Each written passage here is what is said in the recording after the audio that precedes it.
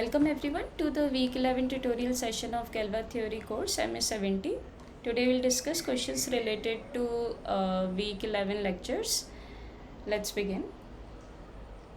Okay, before that I want to recall some theorem, like statements of theorem, and so that it will be easy to solve the problems today.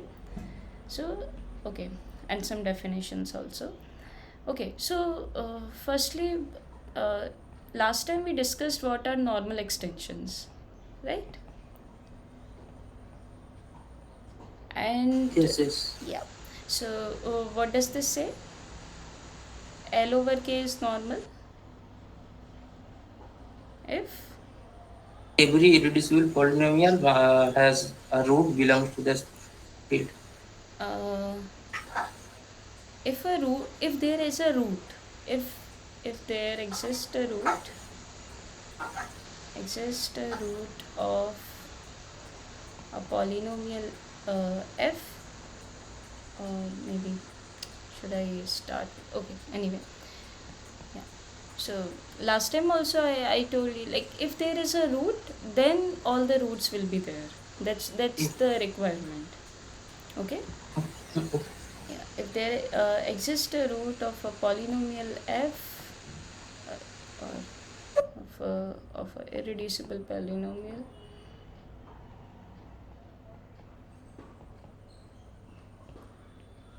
f in Kx, then one way to say that f splits into linear factors.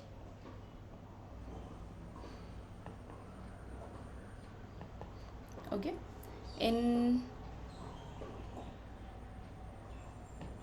okay, if there exists a root of an irreducible there exists a root of an irreducible poly there exists a root in L, or okay, right, exists a root of an irreducible polynomial f in L,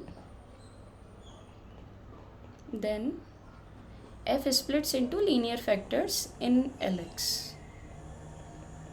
Okay, so it's like there is some extension, and if you have any polynomial in Kx with coefficients in K, and if there is a root x belongs to this, such that x belongs to v of f, okay, v of f of course in L, then all the roots will be there.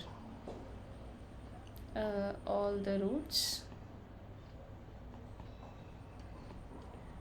will be in L, all the roots of f, and of course f is an irreducible polynomial.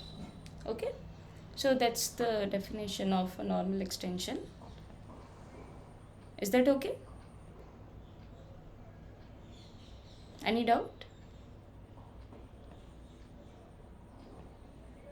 no, no, no. Okay.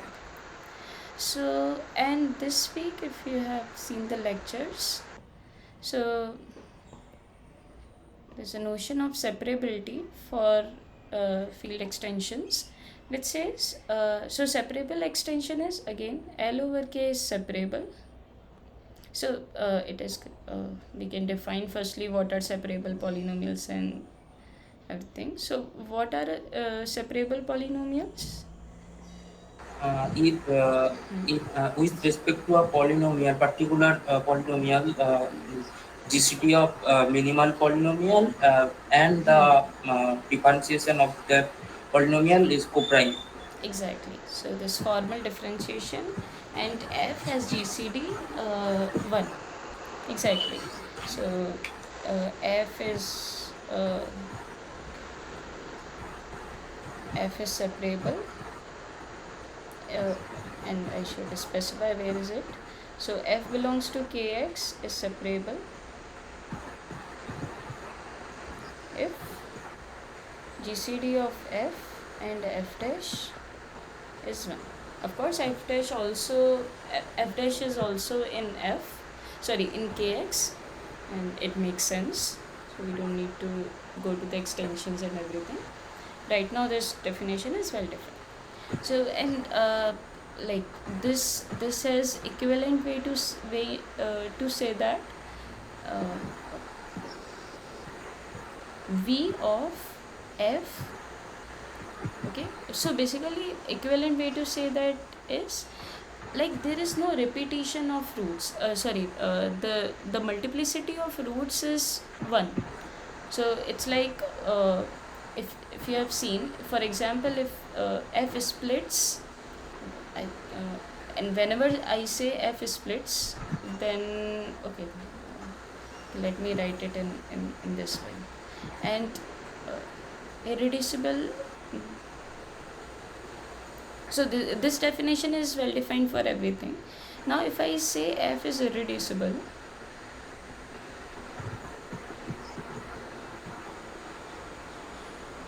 uh, irreducible polynomial f is separable if again, like same thing is there.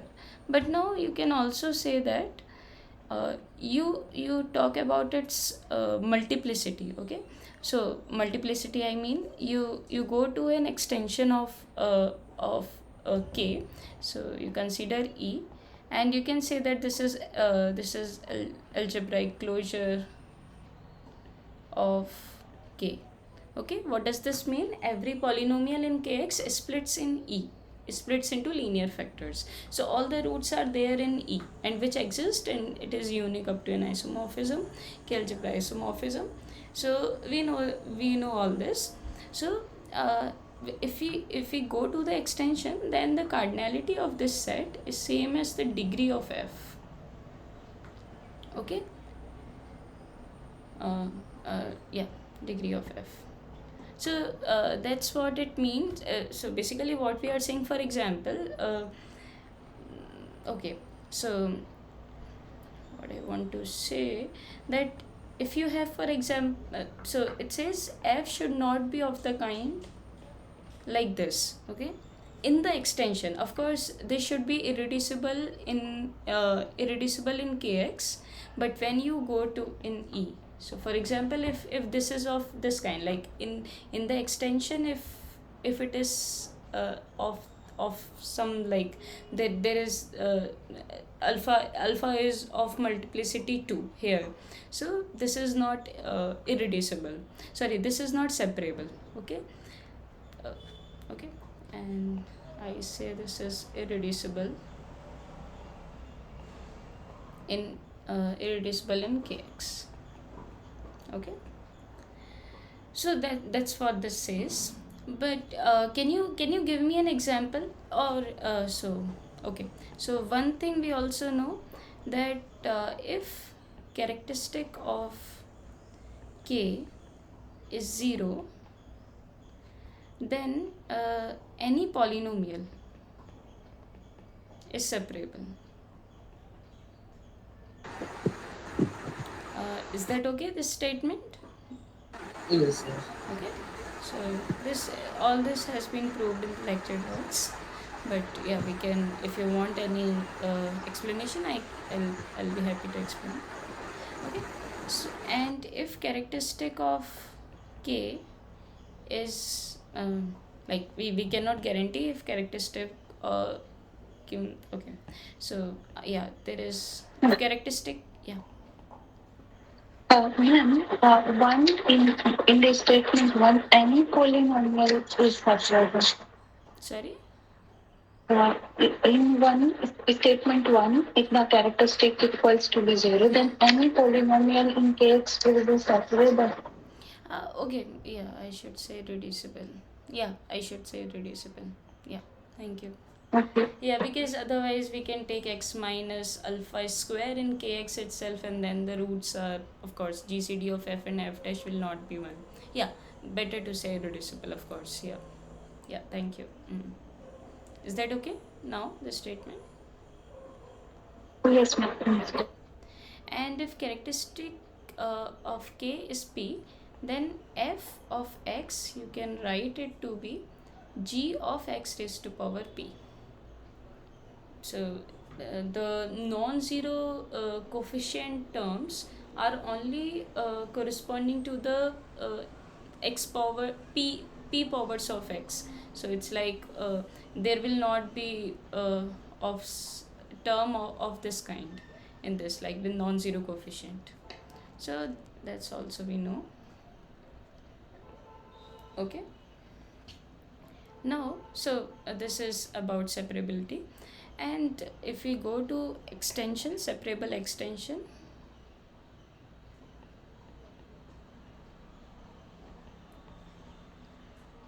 so L over K is separable if for every x in L, mu x k, so minimal polynomial of x in K, that is like mu x k belongs to kx. For every x belongs to L, mu x k is separable. So we know the definition of separable polynomial now. So, and this is a polynomial, so we can explain this in this term, mu x k is separable. Okay, so this is the definition. And next, okay, what? Ma'am, Yeah. in case of two characteristic is prime, then f of x is equal to g x to the power p.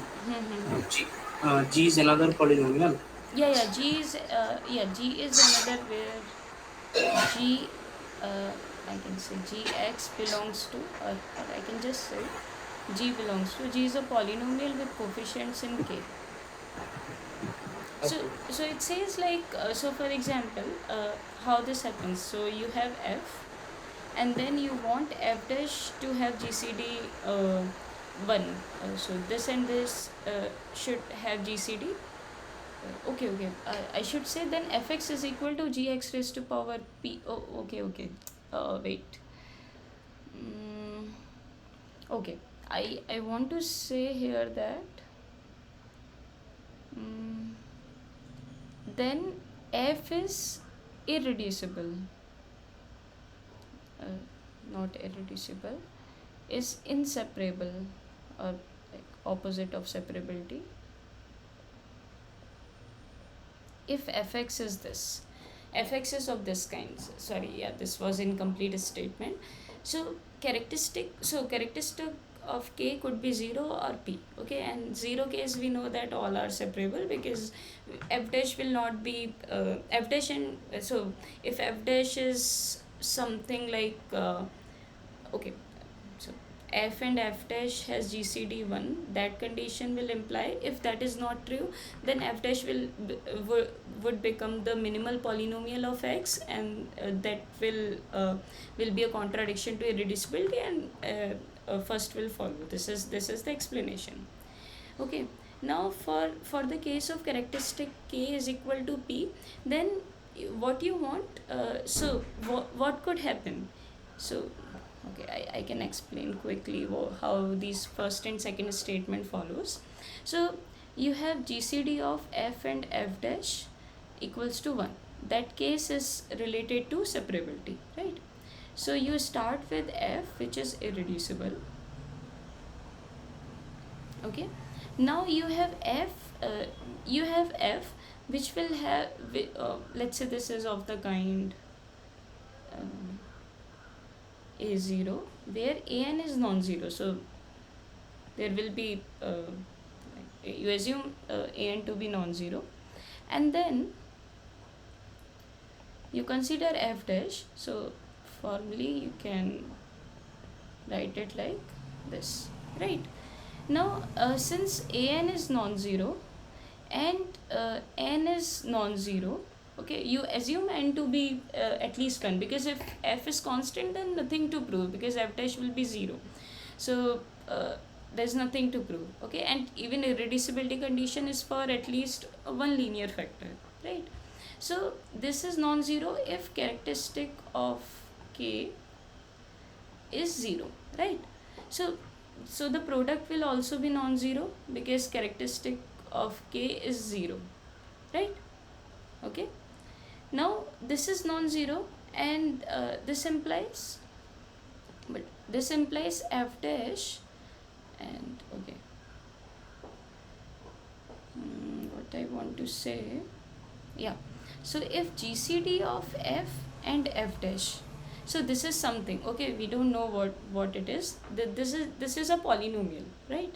And so this, and so this will always divide f, right, in Kx itself. So since this divides f, this implies GCD of f and f dash has to be f itself, because f is irreducible. You know that f is irreducible, so it cannot be possible.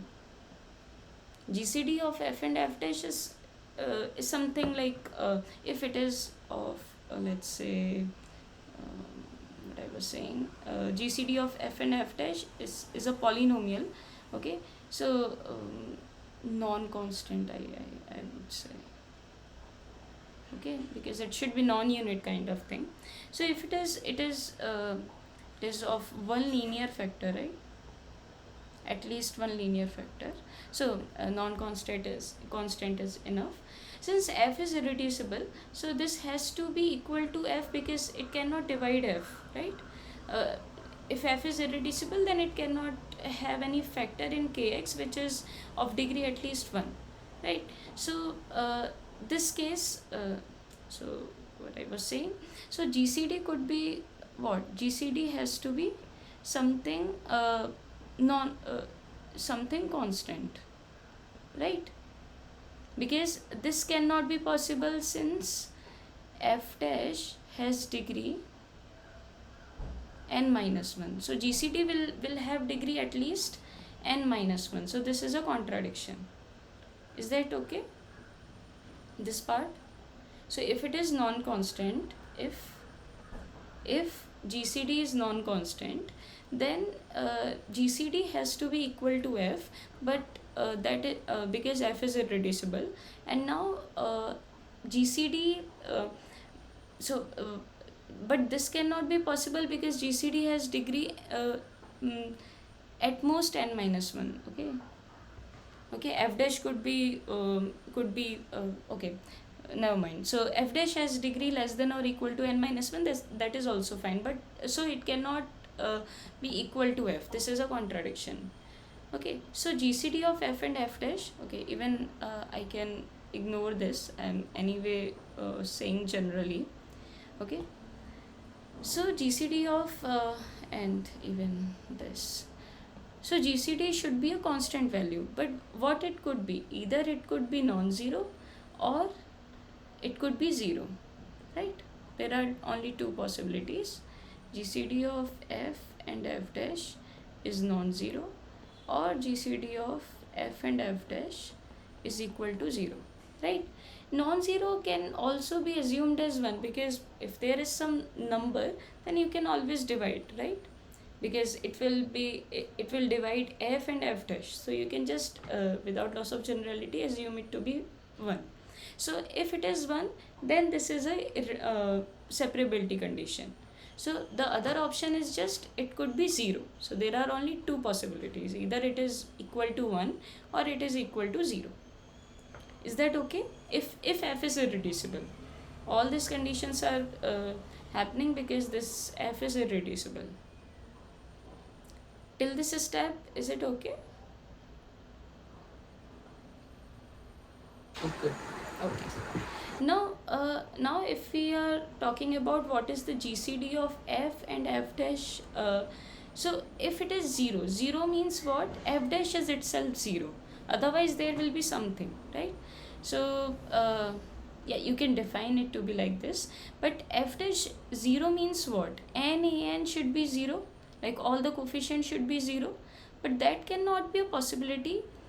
This is non-zero if f dash has characteristic, if characteristic of k is equal to 0. You know that n cannot be 0, n cannot be 0. right? If characteristic of k is equal to 0, so this is an integral domain case. Now now you have this, so right. Okay, next step is, so this implies GCD of f and f dash, so I'll just keep it as an explanation.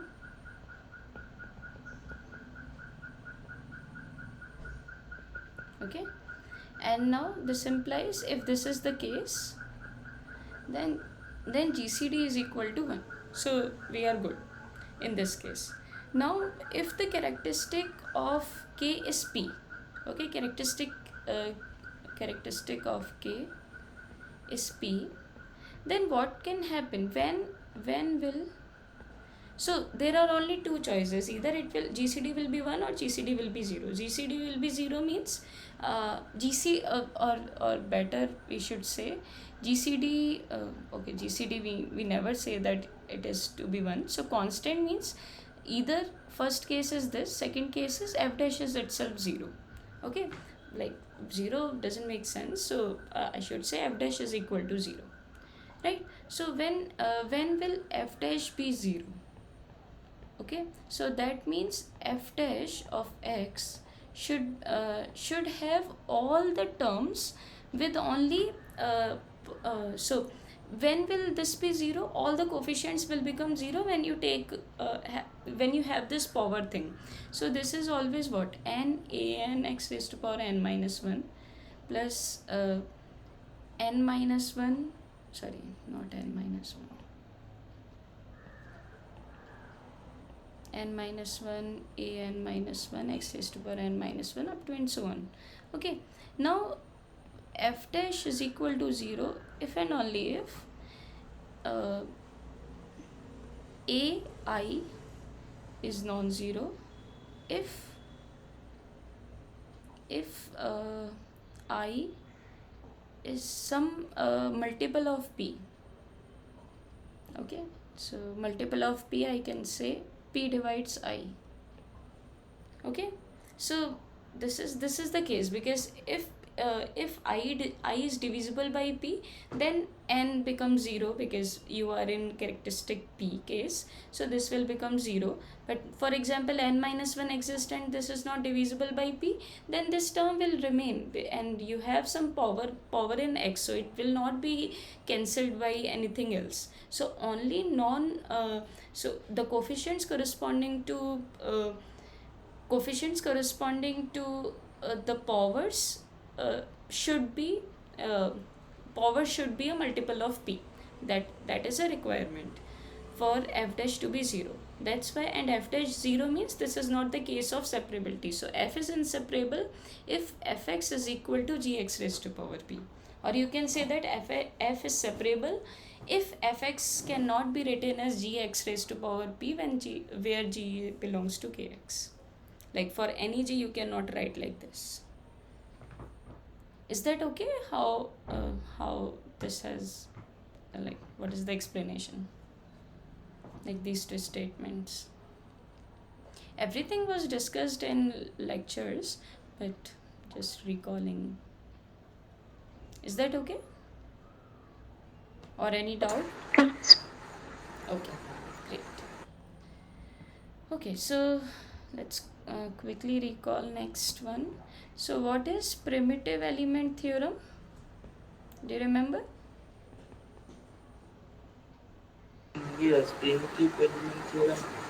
If finite field extension, if you consider a finite field extension, suppose E over A is simple if and only there exist finitely many intermediate fields between them. Right, so yeah, very good. So L over K, if L over K is a finite field extension, then L over K is simple if and only if there are only finitely many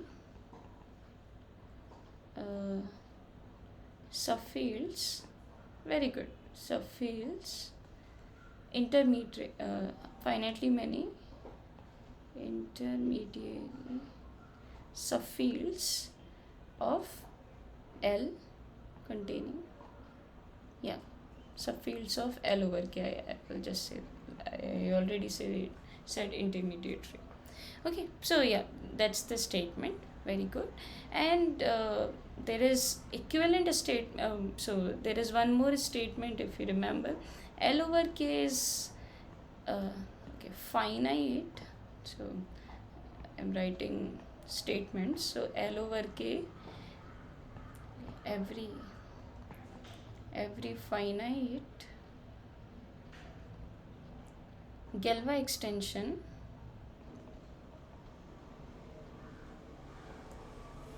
is every finite Galois extension is simple. Okay. Actually, this can be seen directly from the what do we say, like both these yeah, fundamental theorem of Galois theory. So if L over K is simple, there are only finitely many intermediary fields that we have already proved in the class. Like there was a question related to it, and so now if you want to see Galois extension, finite Galois extensions had finitely many intermediary fields, how can you see that? Directly you can use fundamental theorem of Galois theory. What does this say? Because this is a finite extension of Galois theory.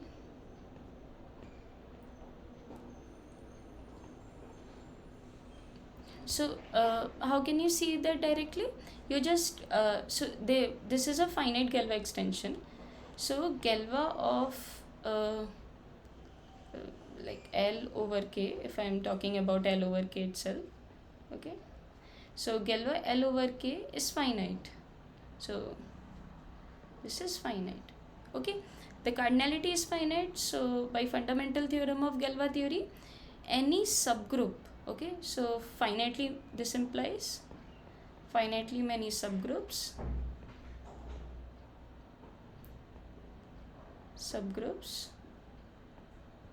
of, if I say this is G, okay, I'm just calling, or okay, it's fine, finitely many subgroups of Galois group L over K.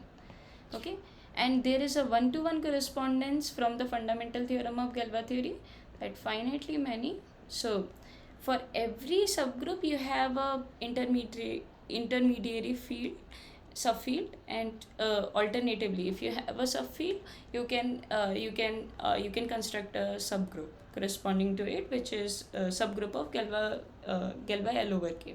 So this is if and only if. So the number of subgroups are same as number of intermediary fields, right? From the fundamental theorem of Galois theory, finitely many subfields. So these two statements are same up to like if you assume fundamental theorem of Galois theory. Is that okay? Is that okay? These two statements. Any doubt?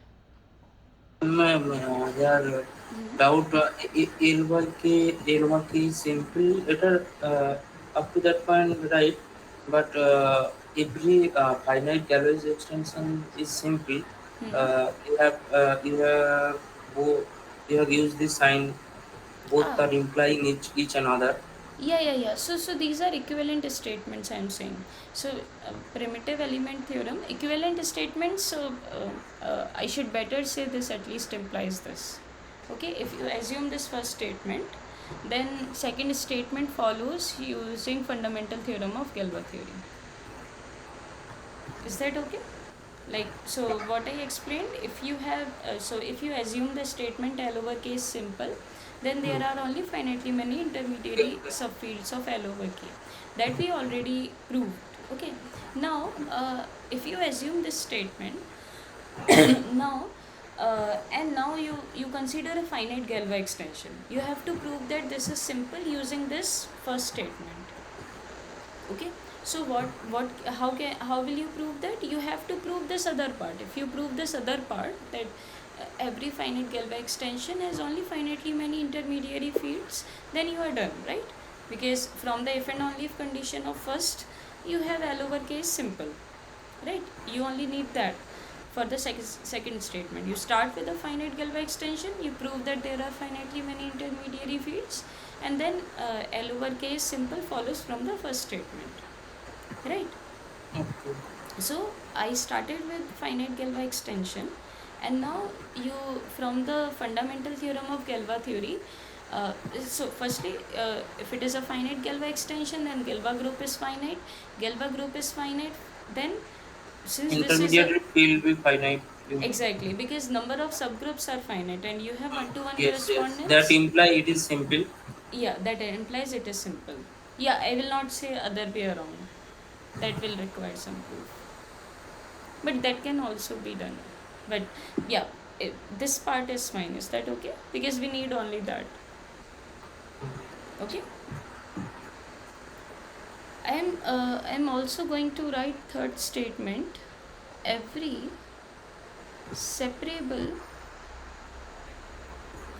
so finite separable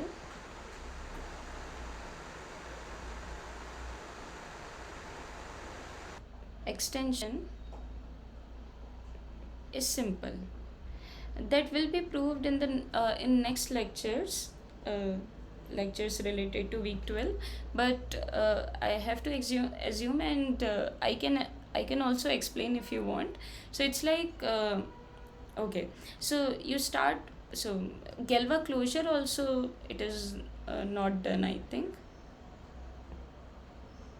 Okay, so let's assume for now this statement, and this is related to Galois closure. So basically it says, for example, you have a separable extension, so you don't you don't really need Galois extension to say that this is a simple finite extension. It's simple, only separability is enough. And there is one more thing I will write.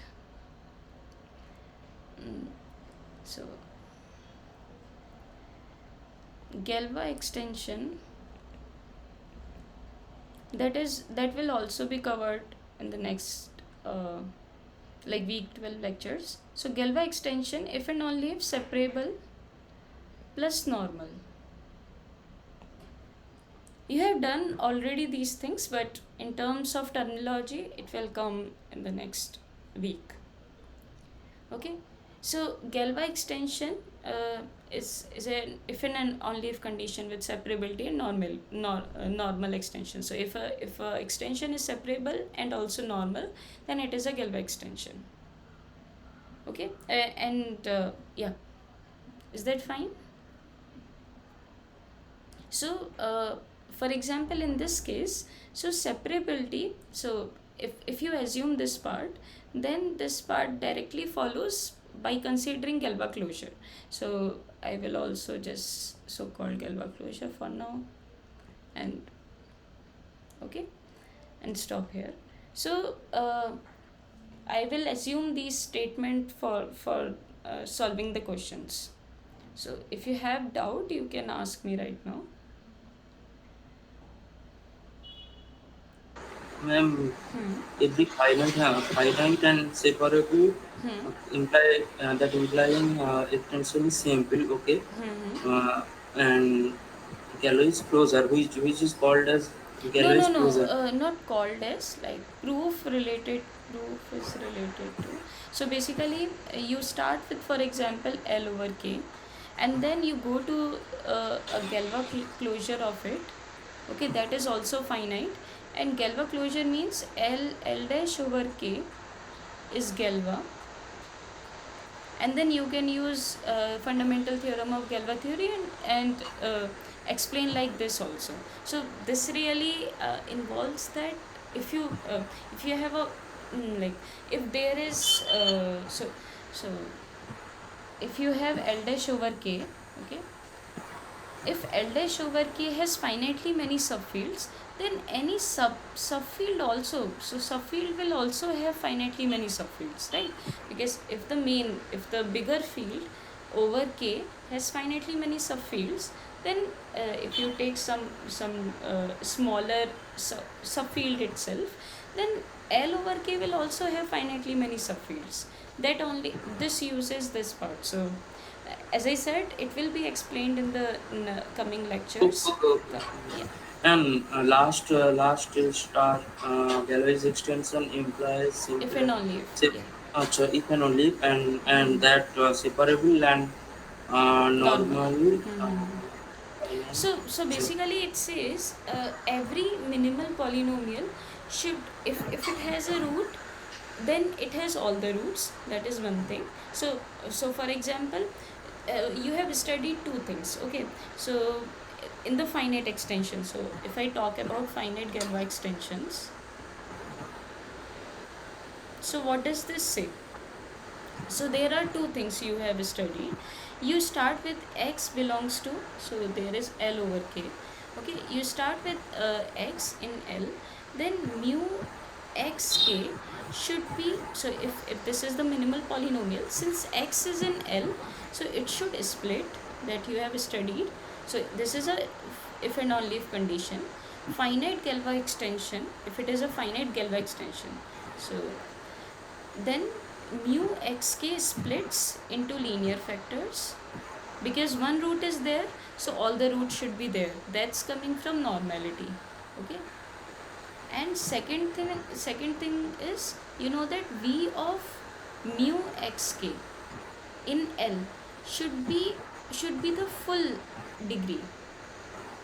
It should not be repeated roots, that you have studied. So if you remember, there was a statement saying that finite simple extension, or I could just say simple extension is Galois if and only if, so if x is the primitive element,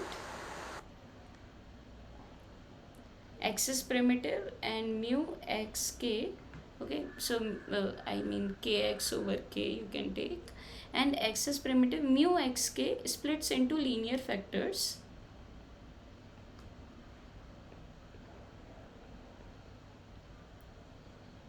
Okay, splits into linear factors, plus this is a normal, sorry, splits into linear factors, and uh, number of zeros in L should be exactly the degree of mu xk. That this thing was there in, I think, week 7. I think it was in week 7. yes, yes. Yeah, so this is exactly that. So splits into linear factors is normality, and cardinality is exactly degree is separability, because separability says you it has distinct roots. Distinct roots means, yeah, all the roots are distinct, means there is no particular root which has multiplicity more than one. So that comes into separability part, as you have seen, like there is no repeated root.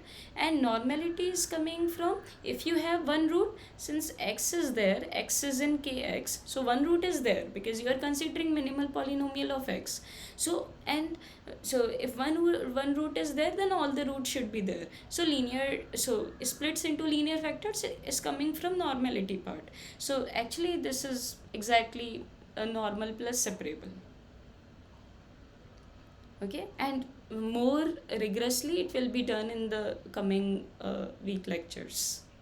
So uh, so is that okay, like intuitively, at least if I'm Okay, explaining? okay. Yeah, because today is related to separability, so I might use these uh, statements. Ma'am, Yeah. normal plus separability implies simple. So no, Uh, I'm not simple is coming from primitive element theorem. uh, Normal plus separability is Galois. I'm just saying this is same as, sometimes if you see some books, okay, okay. they might define Galois to be exactly this, like extension which is normal and separable. Then this is Galois. Even sometimes definition itself is defined like this. But we have defined Galois to be something like, if Galois group of L over K has cardinality same as L over K, then this is normal plus then this is a Galois extension. So this is what we have done. But yeah, as I Okay. said, it will be done rigorously in the coming lectures. Okay. Okay. Okay, let's go to the questions then. Yeah, first question hopefully does not require anything, but anyway. Okay, let a part, let x is equal to root 2 plus root 3 up to and so on root n. Okay, show that, to show qx over q is equal to 2 raised to power pi n, where pi n denotes the number of prime numbers, or maybe I'll just write cardinality of the set p prime such that uh, yeah, p, where p is prime less than or equal to n. So it is saying, as you can see, so okay, let me do like this. So if you remember in week 7 also, we have done one question related to, for example, if you just take root 2 and root 2 plus root 3, so you have seen that this has extension degree 4, that is 2 square. Square is coming from how many these prime numbers are there. Okay, so for example, if I include root 2 plus root 3 plus root 4, then this whatever we need to prove, this says that it will have degree 4 only, because pi n, pi 4 is equal to what, how many primes are there, just 2 and 3. 4 is not a prime number, right? So and you can see that root 4 is what, root 4 is 2 only, right? And that is already in q, so it should not increase the it should not increase the degree, right? So this is same as this. Okay, so like for and just giving the examples why pi n is coming into picture. So it is just saying the primes you have, that much degree will increase, like that much power we have to consider for 2. Okay, okay, so right. Okay, let's do one thing. Okay, so do you understand the question? Ma'am, question please. Yeah, so it's Oh, just, yeah, okay. I have a window of question. access there. I'm seeing on. Yeah, question is whatever I have written. So you start with an x, which is of this kind, where n is greater than or equal to 2. So it is at least root 2. Then show that qx over q, like this vector space dimension, is 2 raised to power pi n, where pi n is denotes the number of prime numbers less than or equal to n. So that is what I have exactly written. Okay. So and if you remember, we have also done one question which says that if you start with, for example, p1 root p2, like these are primes, okay, Yes. distinct primes. Okay, then this over q, and now I'm using comma, like if you just think about this, this is exactly 2 raised to power n, because these are distinct primes. So it just says whenever you attach one like one root of a prime number, then the degree should increase by at least 2. Like, degree should increase by 2, because you know that root of some element has a uh, minimal polynomial of degree 2, so it cannot be more than 2. So it is saying it will be 2. So okay, let's prove this, and I will, okay, let's do it in steps. So first step is, firstly note that q root 2 root 3 up to and so on root n is Galois. Do you agree? Okay, for Galois extension, as I said, even I have even said that, but anyway, so this is Galois means, so there is one option. If you assume, if you can prove that this is separable and normal, then you are done. So that is one option, or you can check with the with this. Both can be done easily. So this should be same as number of automorphisms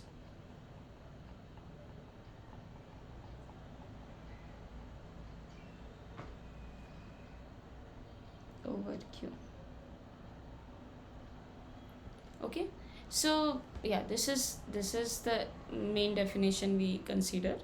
But yeah, so here note that we are just attaching some roots of some numbers, root 2, root 3, and whatever we have been asked that is related to x, just one element. So it's like a primitive element. We will talk about that. But if you can prove that this is Galois, and if you can prove that q root 2, so if you remember, we have done this question, root 2 plus root 3 over q, this is same as q root 2 comma root 3. We have proved that root 2 also belongs to this, and root 3 also belongs to this q root 2 plus root 3, and this has extension degree 4. So Yes, yes. similarly we will just do for n number of elements. Okay, and yeah, so uh, as I said, I'll use this definition that is simpler to do here. So okay, firstly, separability is fine or not? What is the characteristic of this? So let me just assume, what is this? This is, let's say, L. Okay, let's say this is L. This is separable, right? Since characteristic of L is 0, we have seen that if characteristic is 0, then Yes. it is separable. So this is fine. What about normality? Last time we have done one question related to normality, is if normal is L over K is normal, if and all, or more generally, K x1, oh okay, it's fine, L over K is normal if and only if L, should I say like this? Yeah, yeah, it's fine anyway. There exist x1 to xn. I'm only talking about finite ones, okay? Finite extension. Let me improvise. So you start with this k x1 to xn over k is normal if and only if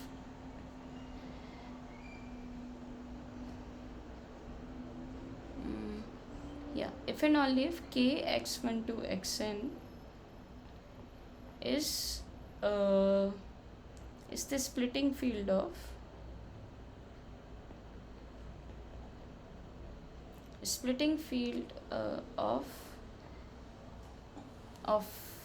the polynomial product I is equal to 1 to n mu xi k.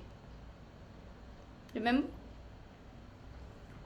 Do you remember that we proved last time? If it is normal, or actually you can say that L over K, which is a finite extension, is normal if and only if L is the splitting field of the polynomial this. And what is the splitting field of this? Is exactly this k x1 to xn. Okay, so is that okay? So this is statement we proved last time, and now you can agree from this statement that L is separable. Why? Sorry, L is normal. Why? Because L is equal to K. So here K is Q. So K is Q. That is root 2, root 3, Now tell me, what is the splitting field? Splitting field is, you just consider mu xik. So mu root I q, right? I is equal to 1 to n. And what will it be? This will be what? X square minus I, if uh, I is not I is not a square. Because for example, if I is 4, then 4 itself belongs to q, so there is nothing important there. So you just take, this will be x square, and this will be x minus I only, if I is a square. Okay, square of an element in q. Okay, so I mean this. Is that okay? It's just because you know that roots are the what are the minimal polynomials of root of p? It's just x square minus p, because you know that what you will do. Just you so x is equal to root 2. You take this square, and you know that this is the minimal polynomial, right? So is this okay? So for example, if you have root 4, then you don't need to do any square or something, because 2 itself belongs to q. So in that case, you just take x minus I, that will be the minimal polynomial. So it doesn't matter, but yeah, for now we can say like this. Is that okay? Normality? Yes, ma'am. Okay, great. So you have this. Now, so this implies q root 2, root 3 up to and so on, root n is Galois. Since this is Galois, now let's prove second part of this. Okay, we will prove that this is same as q root 2 plus root 3. The element x they have given, this was given to be x in the beginning, like that was the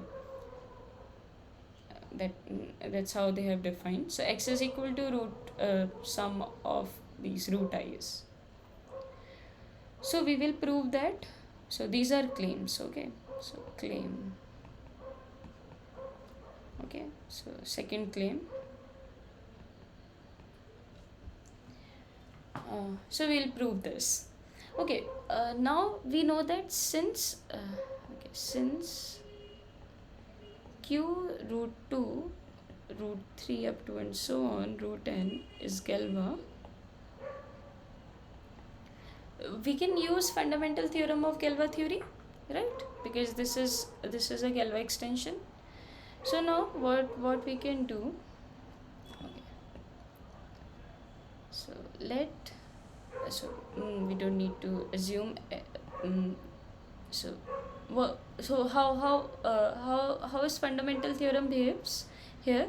So you start with how shall I say? So you take Galois group of q root 2 comma, okay, I have assumed this to be L, right? This is L. So Galois group of L over k, and the other side is you take L, okay, L over k. So here you have fields, here you have subgroups and subfields, right? Now how what does this say? If you have some H, okay, H is a subgroup of Galois group, then what will be the subfield corresponding to it? You will just take what will it be?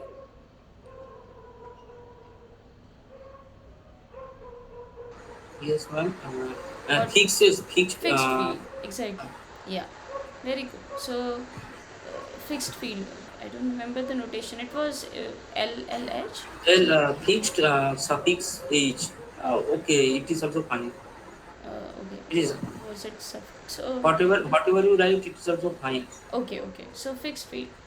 fixed field of corresponding to H. So what does this say? This is just all those sigma belongs to Galois group of L over K, such that sigma of uh, sorry other side, yeah. So all those elements x in L such that sigma of x is equal to x for all x belongs to H. That's the fixed field, right?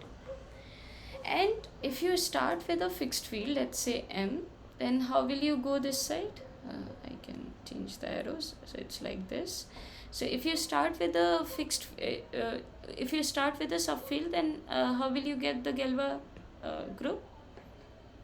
Sorry, subgroup. You can just consider this, right? Because Yes. this is also a Galois extension L over M. So this is how what the fundamental theorem says. Now, okay. So let's see, what do we have? So okay, you have X, an element of this kind. Okay. Now you consider all those sigma such that sigma of X is equal to X. So let sigma belongs to Galois group of L over K such that, so clearly this belongs to L, because what is L? L is this, right? So such that sigma of X is equal to X. You just consider all those sigma such that this is there. So what do we want to prove? We want to prove that all the roots belongs to this set. Like root of I belongs to, so any for example, root of root I belongs to this set. That we want to prove, because we want this equality. Of course this other side is fine. This so this side is clearly fine. That we need to prove, right? This one, all the elements are there. If all the elements are there, then we are done. So let's prove this. So we will at the end prove that all the root i's belongs to this set. Okay, using the fundamental theorem of Galois theory. So let's see. So you consider all those sigma such that sigma of X is equal to X. X is this element. Now what you can do, okay, let's see how this behaves. Okay, what X does on the elements of root i's. Okay, let's see this. Okay, and one more thing, this is a Galois extension, and how the elements behave, what I want to say. So it's like, if you remember, root 2 will map to either plus root 2 or minus root 2, because you know that this is corresponding to the minimal polynomial x square minus 2. So all the root i's will map to either plus minus root I. If I is not a square, okay, if it is a square, then minus will not appear. It's just that. Okay, so let's see.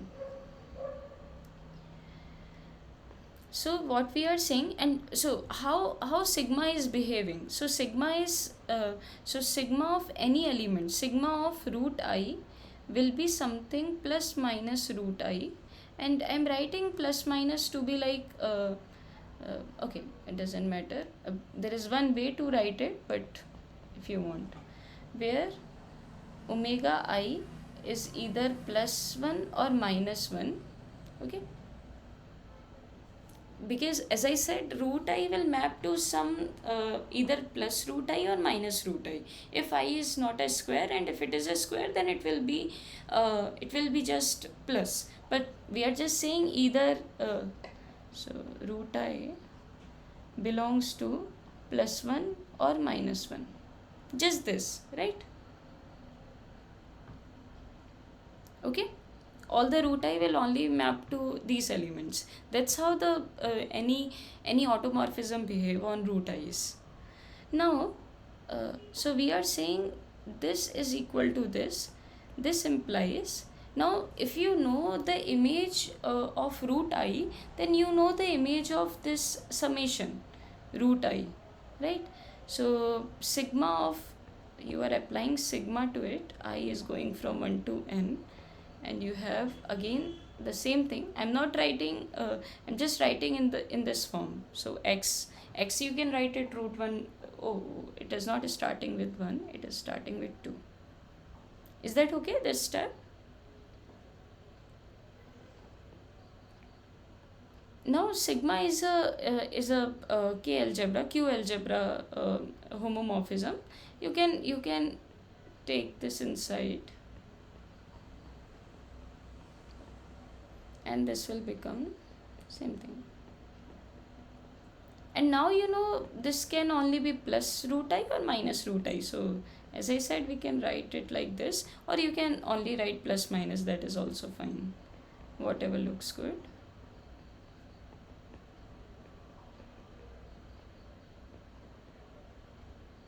Right? Now this implies, so this is how it is happening. So okay, now you know that if you want to write, so not this implies, since this root I is equal to so you know that you can take the modulus inside. Modulus is plus minus modulus, so you can take this inside, and this this equality is always less than or equal to, you know that mod of x plus y is always less than this, right? So I've just used that property, and this will be I equals to 2 to n omega I root I. Okay, now this is what, this is always positive and real, right? Because this is just a root of something that is a rational number or rational number, but it will always be real. So this is always positive, and this is what, this is either plus 1 or minus 1. So this will become plus when you apply mod, so it will be just root I. That's what x is. So for equality, this implies for equality, this omega I should be 1 for all I, right? Because if it is negative, then it will be strictly less than that, right? So this omega I should be equal to 1 for all I. And this implies, so this implies sigma fixes all the, sigma fixes all root i's.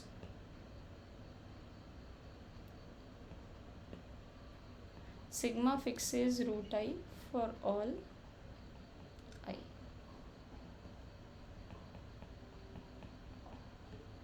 Is that fine, this step?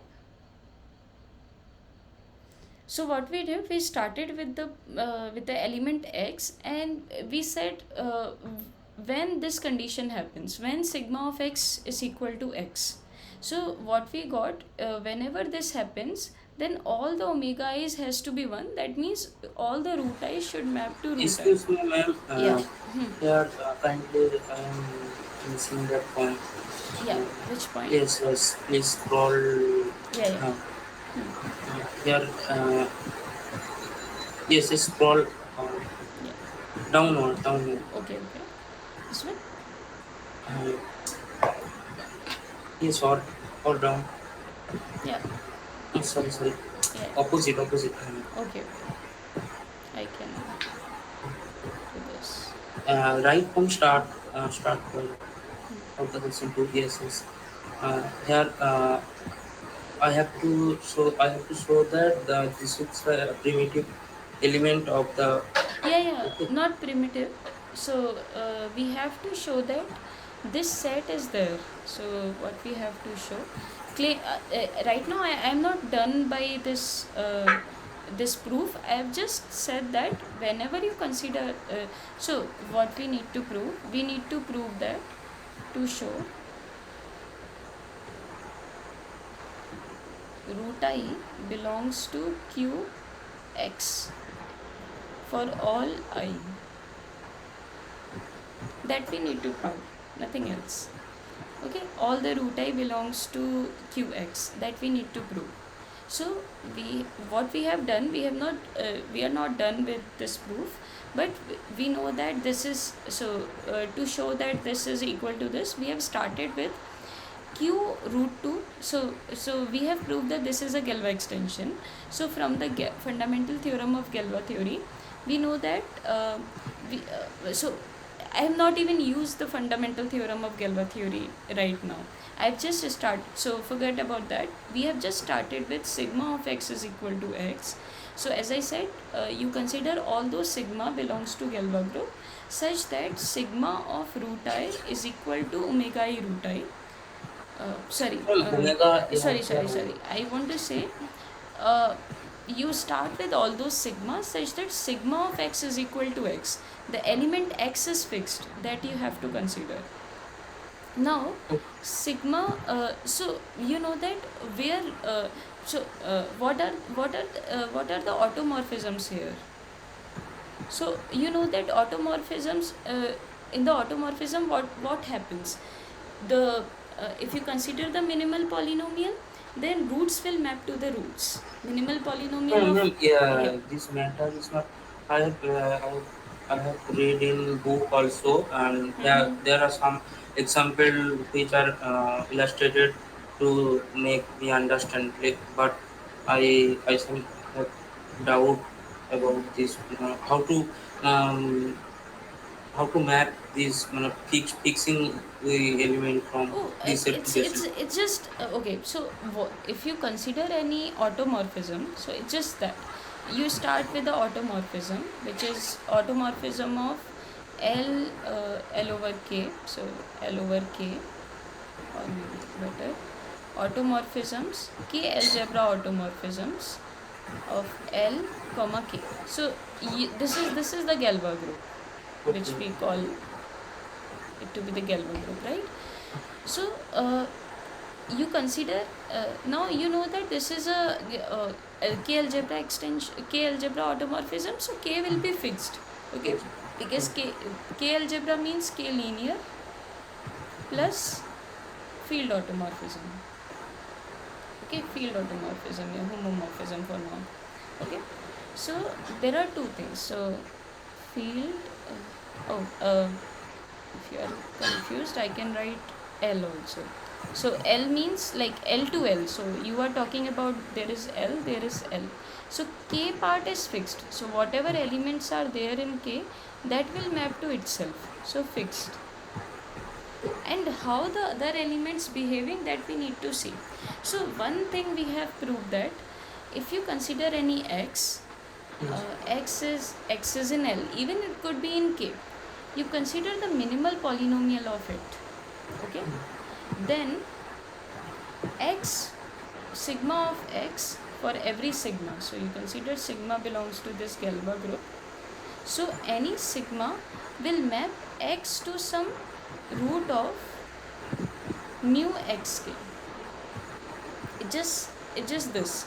And for example, if x belongs to k, then the minimal polynomial will be just x minus x, right? Because it belongs to x itself belong to k. So if x belongs to k, then minimal polynomial will be what? Because coefficient should be in k, so that you can just consider x minus x, right? So you have this. So this implies sigma of x should be what? Root of mu xk. That is only one option. Root of mu xk belonging to L. Because there could be a possibility that roots are not there. Some roots are not there. So, but the roots will map to the roots. Like any element will map to the root of its minimal polynomial in K, whatever the base field is. So that can be even easily checked. You start with sigma, you have f, then you know that if f of x, so for example, you can directly consider mu. So you just apply. So for example, if you have x, okay, then you know that sigma is a K algebra automorphism. So this will become, the coefficients are in K. So it will, sigma of any element of K will map to itself, that we have seen also. So it's just mu xkx, what I was saying, because this is a K algebra automorphism, the like elements of K will be fixed, right? Because you know that this is a linear homomorphism. So sigma of mu xkx, that will be what? Mu xk sigma x, because this is a K algebra. Powers will also be splitted, and okay. Now you know that if x is a root, then this will become 0. So this has to be 0. Sigma of 0 is 0. So you are Yes, saying yes, this is yes. 0. So this has to be 0. Sigma of x also a root of this. So this implies sigma of x will belongs to a root of mu xk, and of course the field is L, so we are talking about mu xk should be an element of L. So root should belong there, right? If the root is not there, then there is no option of option of where you are mapping. It's just you take only those roots which are there in L. Only those elements can have this permutation, like whether it will map or Okay. not. So this is this theory, like all the automorphisms are like that. So in our case, so as I said, so root I will map to where, since you know that minimal polynomial is mu x, so mu root I in Q, because base field is Q. So what is the minimal polynomial? That is root x square minus I if I is not a square. So for example, it is not a square of some element, so it should not be of this kind for R belongs to Q. Okay, if this is not of this kind, because if it is like 4, then x minus 2 itself will be the minimal polynomial. But whatever but wherever it will map, this will be either plus root I or minus root I, because you are only talking about the roots of these polynomials. So this Yes. statement is still valid if you are just talking about x minus 2, because plus is there. So we are just saying omega I will belong to plus 1 or minus 1. So it's just we are talking about that, right? So for this condition, so as I said, you can even ignore this. You are just saying this will be, omega I will be, this will belong to plus 1 or minus 1. That's what we are concerned about. But when omega sigma of x is equal to x, then with all this stuff, like then so you can pull sigma inside, and you can and then sigma of root I will be either plus 1 or plus root I or minus root I. But root I is our what? Root I is our positive and real. These are positive quantities. So omega is cannot be negative, because you want this quantity should be same as this. So this has omega is has to be just plus 1. There is no other option. So plus 1 means omega I has to be 1. So sigma, so what does this say? Root I should map to root I. There is no other option. So sigma of root I should be same as root I. That's what we are saying. Is that okay? This part now? Okay. Yeah, it's fine. For all I from 1 to n. Okay. Now, so you have this much. So there is one more. Okay, I should have said earlier, but that's okay. Now sigma fixes root I. So I'll keep this here. Ma'am, Yeah. it is already erased. No, it's there. Okay, I'll keep okay. it. Let it be there. I'll not remove. That's Okay. why I've written rough. So it's Okay, like okay. Okay. this is not counted. But yeah, I'll not remove. Don't worry.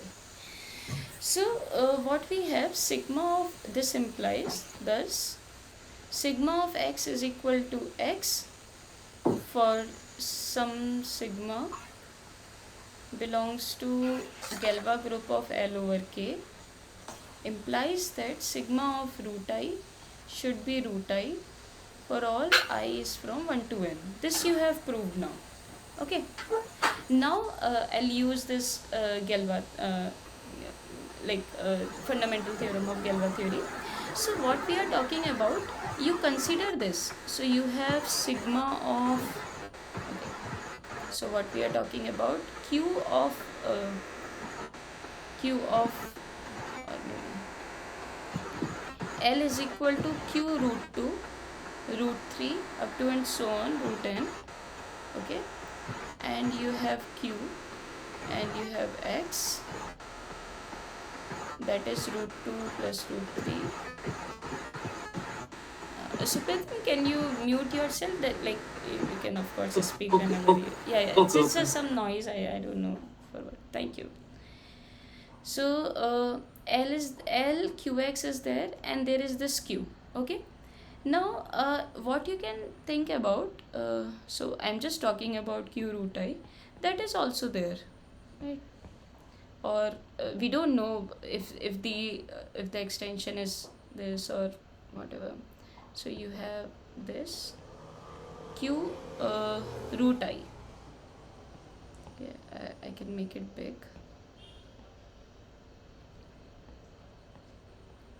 Okay, so what we want, this root I to be in this qx.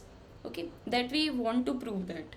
But so this is subset of this to show, right? We just want root I should be in qx. So how can we do that? If we can show that q root I is contained in qx, then we are done. Now what will be the containment? So containment we will use from this fundamental theorem of Galois theory. How we can do that? So you take you are talking about okay, so you have to go to the subfields, and you have subgroups from this Galois group. So you have considered sigma belongs to Galois group of L over K, such that sigma of root I is same as root I. So I am fixing now some x, fix I. Okay, I belongs to this set, 2 okay, I was writing 1 is not there. Okay, so root 2, it start with root 2. Okay, so you consider this set, all those sigma this, so that is some subgroup, right? This is some subgroup. Okay, so what you have proved, and you consider this other group, that is, let's say H and let's say K. Okay, K is already a subfield, so you can take H dash. Let's say this is all those sigma belongs to L over K, such that sigma of x is equal to x, right? So these are two subgroups of Gal L over K, Galois group L over K.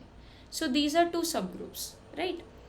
And this, we have proved that, what we just proved, that H dash, so whenever you take sigma of x is equal to x, H dash is contained in H.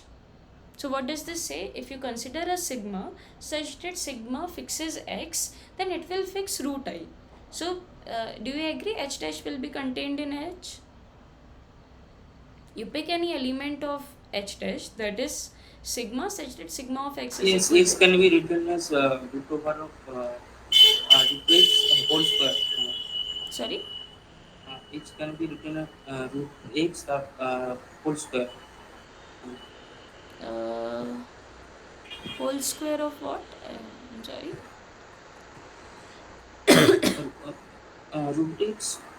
Root x or whole square, it is also Oh, x. x is nothing. X is root 2 plus root 3. Oh, okay, this. Yeah, this element, it's exactly x, whatever in the beginning uh, was given. X is equal to this element. Okay, so we have proved that H dash is contained in H. We picked a sigma which fixes x, then we have proved that it will also fix root I. Okay, and this is for all I, but for now, like, if we say about I, then for a fixed I, then we're done with, because I is arbitrary among 2 to n. So H dash is contained in H. Now this implies, yeah, Okay, H dash is contained in H. Now what, you know that when you go to the fixed field, okay, I think fix was used, but anyway, fixed field of H dash, fixed field of H dash of L. Yeah, that was the notation, I think. Yeah, I forgot earlier. Yeah. Fixed field of L for corresponding to H. Okay, so fixed field of H dash. So you know that the containment will be opposite. Reverse. Yeah, reversed, right? So you take this. Now, what is the fixed field of L and what is the fixed field of so you know that fixed field will be what exactly? Okay. So fixed field is always all those elements which are fixed by H, right? That's you consider any subgroup, then you know that the fixed field is corresponding to all those elements which are fixed by H in L, and that is what exactly fixed field of H is.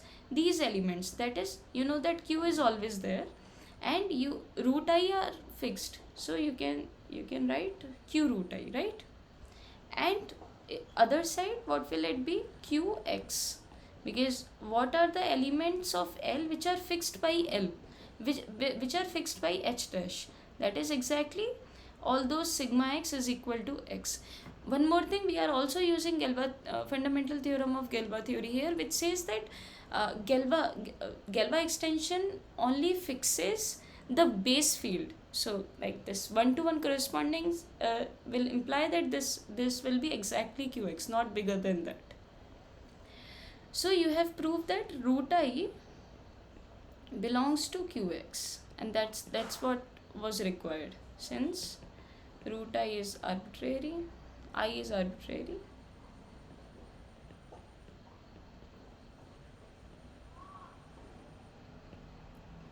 Q root 2 root 3, so every I will belong here. Root I will belong to Qx for all I from 1 to n, and this implies Q root 2 root 3 again root n will belong this subset or maybe subfield of this.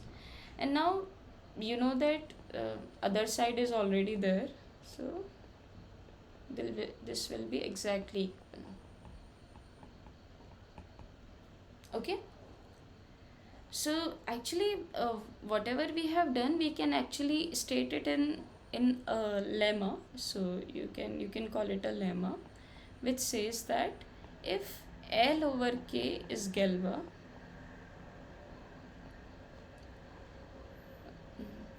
and if sigma belong to Galois group of L over K, if for every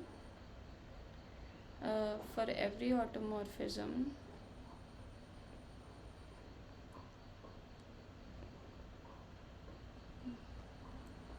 or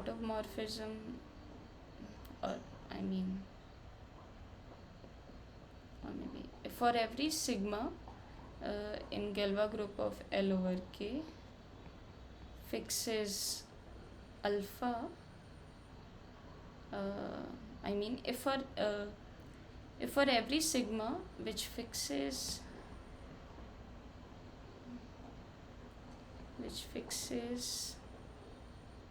alpha belongs to L, implies that,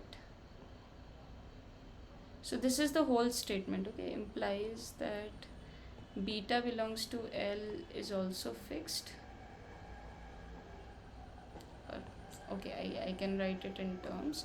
For every sigma in this, sigma of alpha is equal to implies sigma of beta is equal to beta, where alpha and beta belongs to L for some, let's say, then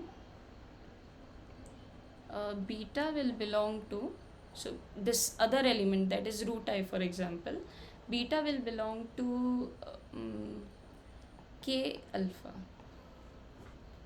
That's what it says. So that is a general lemma that is happening because of, as I said, fundamental theorem of Galois theory. So you can state it in general also. Just say if some element is, if sigma fixes some element, implies that some other element is always fixed, then that element has to belong to k alpha, like whatever the first element was there. You take the smallest subfield corresponding smallest subfield containing k and alpha, then beta will belong to that k alpha. So that is a general lemma. Same proof we have not used more than uh, like fundamental theorem of Galois theory, and yeah. Okay, so this is also proved. Now you take third thing. So there are, okay, actually whatever I am proving, it will prove all the parts. It's just giving how we are doing this, like using fundamental theorem of Galois theory and everything. There are very elementary proofs there for these statement, which are like more involved, but you can prove it directly using Galois theory, fundamental theorem of Galois theory, and that we are doing. Okay, so third statement which we really need to prove. So now we have to prove that this statement, right, this is equal to 2 raised to power pi n, that was required, right, that we wanted to prove. Now so you can equivalently write, because you know that qx is already equal to q root 2 root 3 and so on. This is already same. So this is same as proving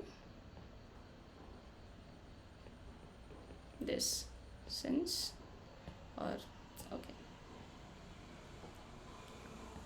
So that is q q root 2 root 3. Actually I have defined it to be L, so I'm just writing here. So now you have to prove that this is equal to 2 raised to power pi n. Okay, so now our question boils down to one thing, that is equal to, that is just showing this part, because if we show that from the second part we know that qx is same as L, then we are done. Okay, that was required to prove. So again there is this claim corresponding to this part. Okay, this equality. So let's try to prove this. Okay, so one thing, I'm just concerned about this part now. Okay, that is our claim. Okay, now yeah. Okay, what you can do, you have done this root 2 root 3. Now actually you know that or maybe just this. So can I say that this is same as q root p1 up to and so on root pm, or yeah, where m is equal to pi n? Can I say that and p1 to pm are distinct primes, or maybe I can write it in more general way. So p1 is less than p2 up to and so on, pm primes less than or equal to n. Do you agree? So you know that, for example, if you have root 6, you can write it from root 2 and root 3. So as a field, you can if something is not a prime number, then you can always split it, and you can write it in the form of the primes which are smaller than that. Of course you so these will always be less than this number, right? So that will appear before 6, so you will always have those primes before that. So you can equivalently write that this statement is fine. Is that okay? Yes, ma'am. Okay, great. So as an example, if you want, so root 6 is root 2 into root 3, and this is already there. Similarly, root 4 is just 2, that is already in Q. So you can write this element to be same as this. I was not doing this earlier because you know that there was this summation thing that was a problem, because if I write it there itself, then I will only talk about root p1 plus root of p2, these things. Then we have to do some more work to say that if this element exists, then x of the kind root 2 plus root 3 up to and so on plus root n, that will also be there. So that will be a problem. So once I got the equality that qx is same as q root 2 root 3 up to and so on root n, then now I can write I can just replace these elements by the only the pi's, right? And also m will be same as pi n, because pi n is what, all the prime numbers which are less than or equal to m. So that's exactly m will be. Okay, great. So we can write like this. Okay, we can write now. So our claim is in this step itself. So claim is q, or okay, what shall I say? Yeah, q of root, or maybe I want to apply induction on this number m. Okay, that I want to. So what I need to prove. So now we have to show that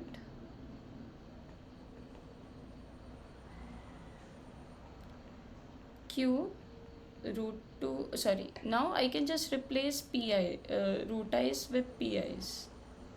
So you have this over q. This is equal to 2 raised to power m. As I said, pi m is just m now. Pi n is just m. Okay, I can even define. Okay, very good. So we have to show this statement. So let's prove. We use induction on m. Okay, and induction, and what is the inductive statement?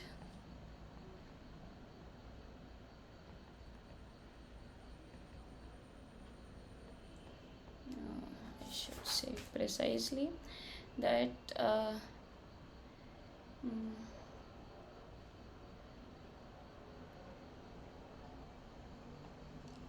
each successive, or maybe for root p1 up to and so on root pm,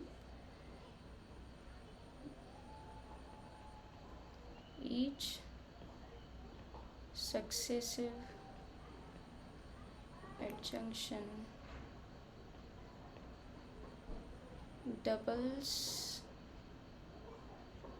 degree over q. So what I mean to say that if you have q, whenever you attach one element, okay, then degree will become 2, because you know that root pi has the minimal polynomial, that is x square minus 2. So that we are keeping as the inductive statement, which is saying that so for example, if we assume it for m minus 1, then for m minus 1 elements, okay, so let me write it in this form. Okay, more generally, okay, if all non-empty subsets of root a1 up to and so on root ak, okay, induction on k, okay, have product does not belong to q, then each successive, okay, I should use comma. This is a general statement. As you know, like for induction hypothesis, we should assume in a very general statement, because we might need some different element. There could be some different elements we might be talking about. Okay, so that's why I'm not fixing PIs. But and this statement is in general true. So what does this say? You take these for A1 to, so these AI is where should I write?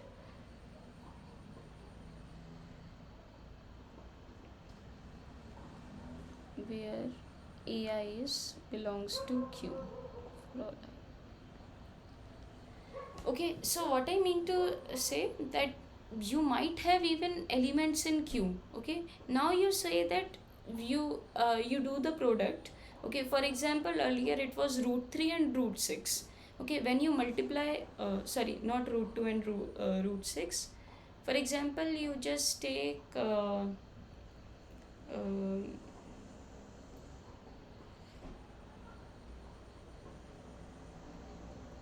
I should improvise one more time. Okay, right. So we are not allowed to repeat it. So for example, you just take 9 into 2, for example 18, and you multiply with 2. Okay, that will be root 36, that will be 6, so that will belong to Q. So such type of element is not allowed. So of course for PI this will be okay. So whenever you do the product, and if it lands in Q, then this statement is not valid. So this just says that you take any non-empty subset, and if you multiply it, and if it turns out in an element of Q, then we will not talk about. So then this statement is not true, or we are not talking about that at least. Okay. So it just if so why this says that, because you have something like Q, you start with Q root A1, and at the next step you have root A1, and you attach root A2 also. So at each step degree of extension will be 2. That's what this statement says. If AIs are of this kind, like product, because we have to so for example root 2 is already attached, root 18 is already attached, then when you attach root 36, then there will be a problem, because sorry yeah, when you attach root 36, that itself is an element of Q, that is a problem. So for example, what we are saying, so for example A1 is, let's say 2, A2 is 18, then this will not happen, okay, because you have yeah, you have already attached 2, so root 2 is already there. When you add 18, then root 18 is actually what? Root 18 is actually 3 root 2, so it is already there. So this statement itself should not be true. So you should not get the extension degree should not be doubled, right? So it makes sense. So let's prove this thing, because if we are done with this, then distinct primes of course satisfy this property. So this is a very general statement. Even this will take care of other parts of this question. Okay. Okay.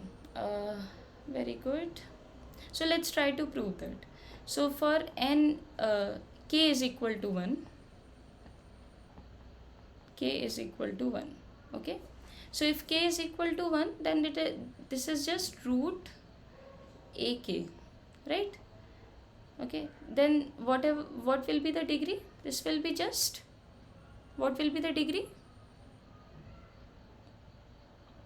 2. 2, right? Very good. So since ak does not belong to root ak does not belong to Q, that is this statement is taking care of this part, that any product, any non-empty subset, so you can take just one element subset, that is also not in Q.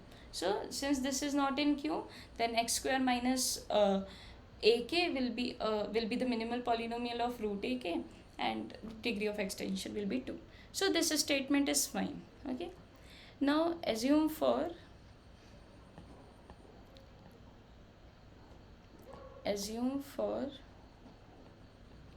k minus 1. Okay, and we do for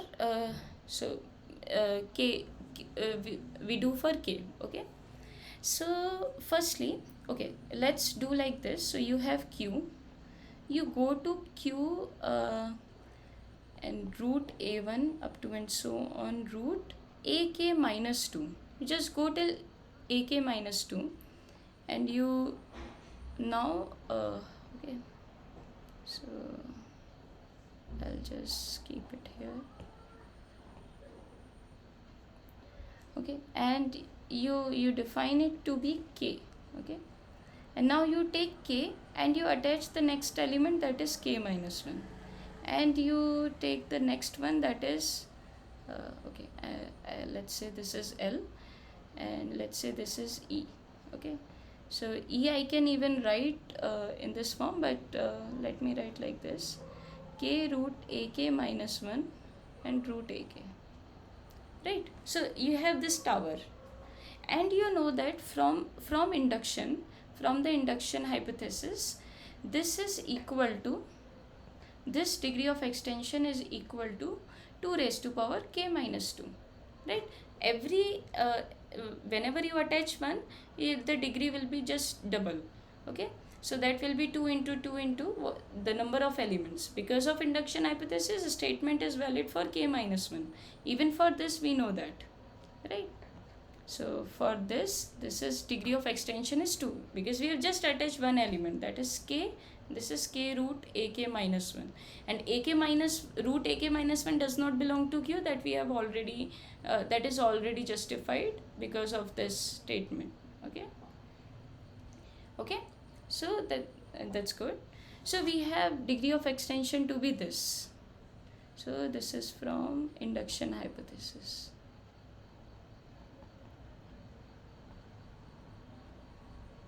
Okay, so let's see, now you have this so we are actually concerned about this tower, because we want, so we just want to show that, so to show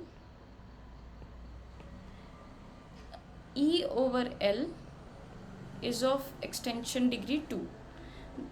Why? Because if this is true,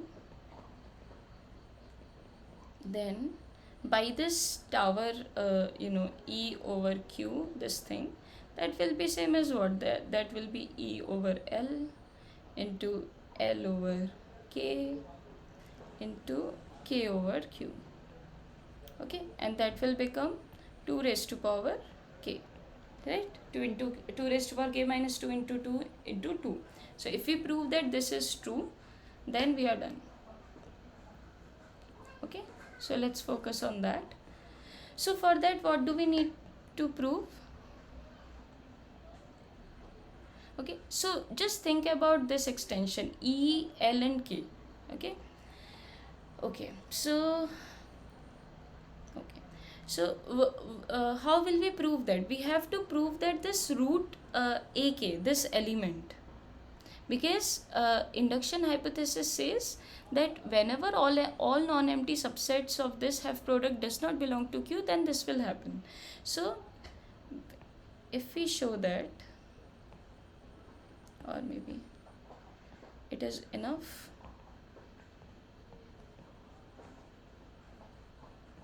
to show that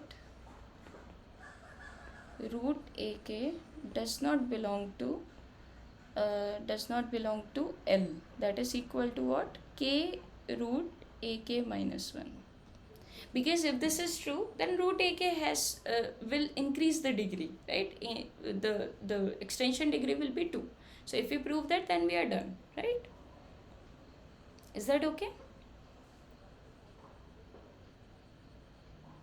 Okay, I hope so. So root ak, now let's write let assume the contrary.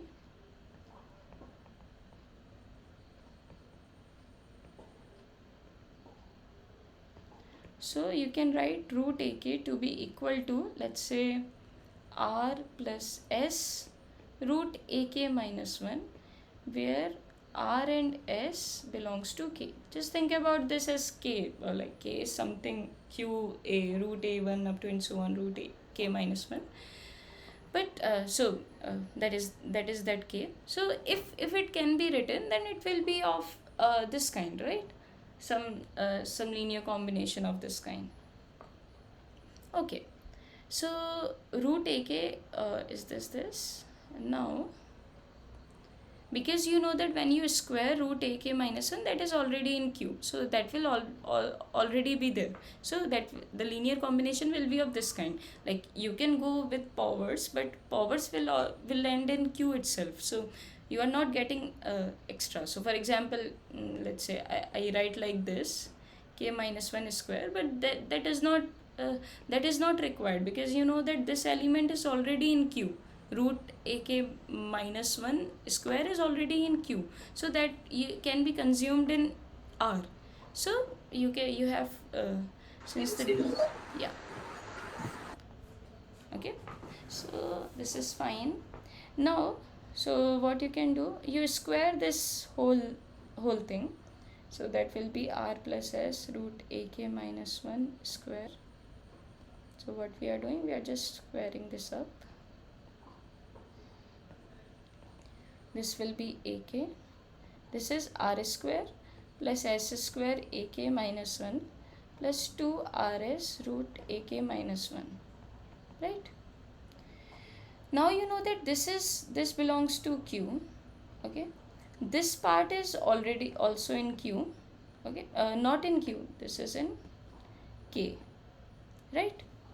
And where this part be, this is 2rs. Okay, so since you know that this does not belong to q, okay, this part does not belong to q, this implies 2, when you compare it, 2rs should be 0, and okay, and this will imply r will be 0 or s will be 0, since 2 is not 0 in q. You know that characteristic is characteristic is 0, so 2 will not be 0. So either r will be 0 or s will be 0, right? So if r is 0, then ak is what? Ak is equal to some r is equal to 0, so that is just s root ak minus 1. So the first statement from this, so root ak minus ak is equal to s root ak minus 1. You multiply, yeah. So you multiply by this root ak minus 1, and here you will get ak minus 1. Okay, what I am doing, you do this. So what I am trying to do, I am just trying to make this part to be in q. So this will be ak minus 1 into ak. So this is ak is equal to s root ak minus 1 ak. But this is not true. Why? Because this part is already not in q, right? We have seen that when you multiply it, so why this is happening. So what so when you have this extension q to k, okay, so it says that whenever you have k, and when you attach one element to it, for example this one, so extension degree will be 2. That's what we have, right? And that does not belong to q, that's why this is happening, right? This extension degree is 2, so this implies this is not possible. So what I mean to say, what I was saying, yeah. So this extension degree is 2, so this does not belong to q, and this belongs to k. So this whole part will be in one extension, and yeah. So s has to be 0, because this is not in q and this is in q, so s has to be 0, which is a contradiction, because r is 0, s is 0, that is not a possibility. Now if s is equal to 0, then what will happen? Root ak is equal to exactly r, right? And r is in k. So that is also not possible, because you know that whenever you attach something, the degree of extension will be 2. So it is not in k. This implies uh, yeah, actually I want to say that this does not belong to k. So this whole term will not be in k. Okay, if s is non-zero, that's what we have. Okay, so root ak is equal to r, which belongs to k, but you know that this has degree of extension too, because you know that why I'm saying that k is of degree 2 raised to power what was it? Sorry. Okay, why am I am able to say that? Because this is p minus p. No, this is m, or yeah, k.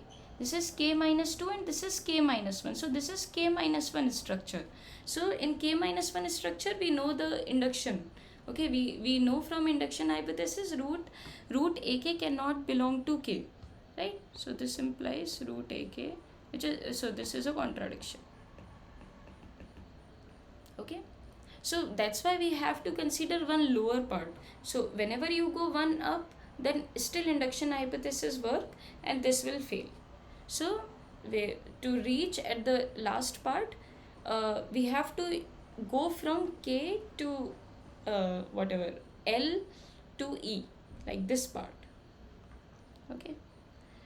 Okay, so we have proved that root ak does not belong to q, or okay, it's fine, root a1 to ak minus 1. So, and whenever this happens, this implies, yeah, so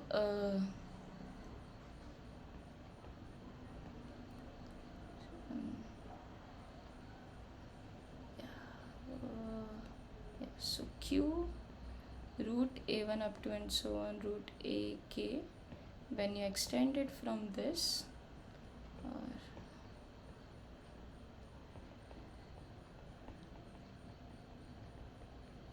root ak minus 1, this will be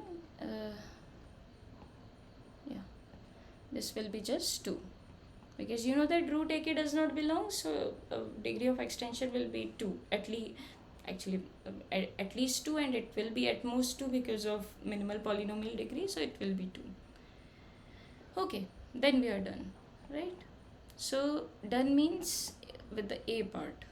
Okay, so we have proved it, thus qx at the end, because x was same as this root a1 2, so I can say that root p1 up to and so on root pm, which is over q, okay, which is same as q root 2 root 3 up to and so on root n over q, and that was further same as x is, and that is 2 pi n, right, where m is pi n.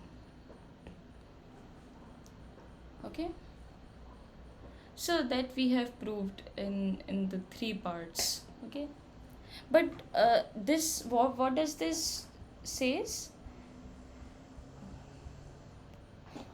So a part is done with these constructive claims. Okay, so this part is done.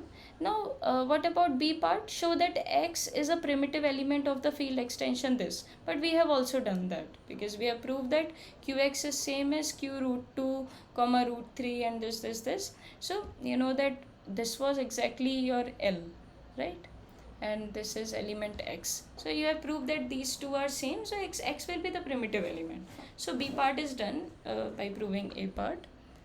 And now what about c? This is again written if if this is equal to 2 raised to power n, then show that field extension is Galois.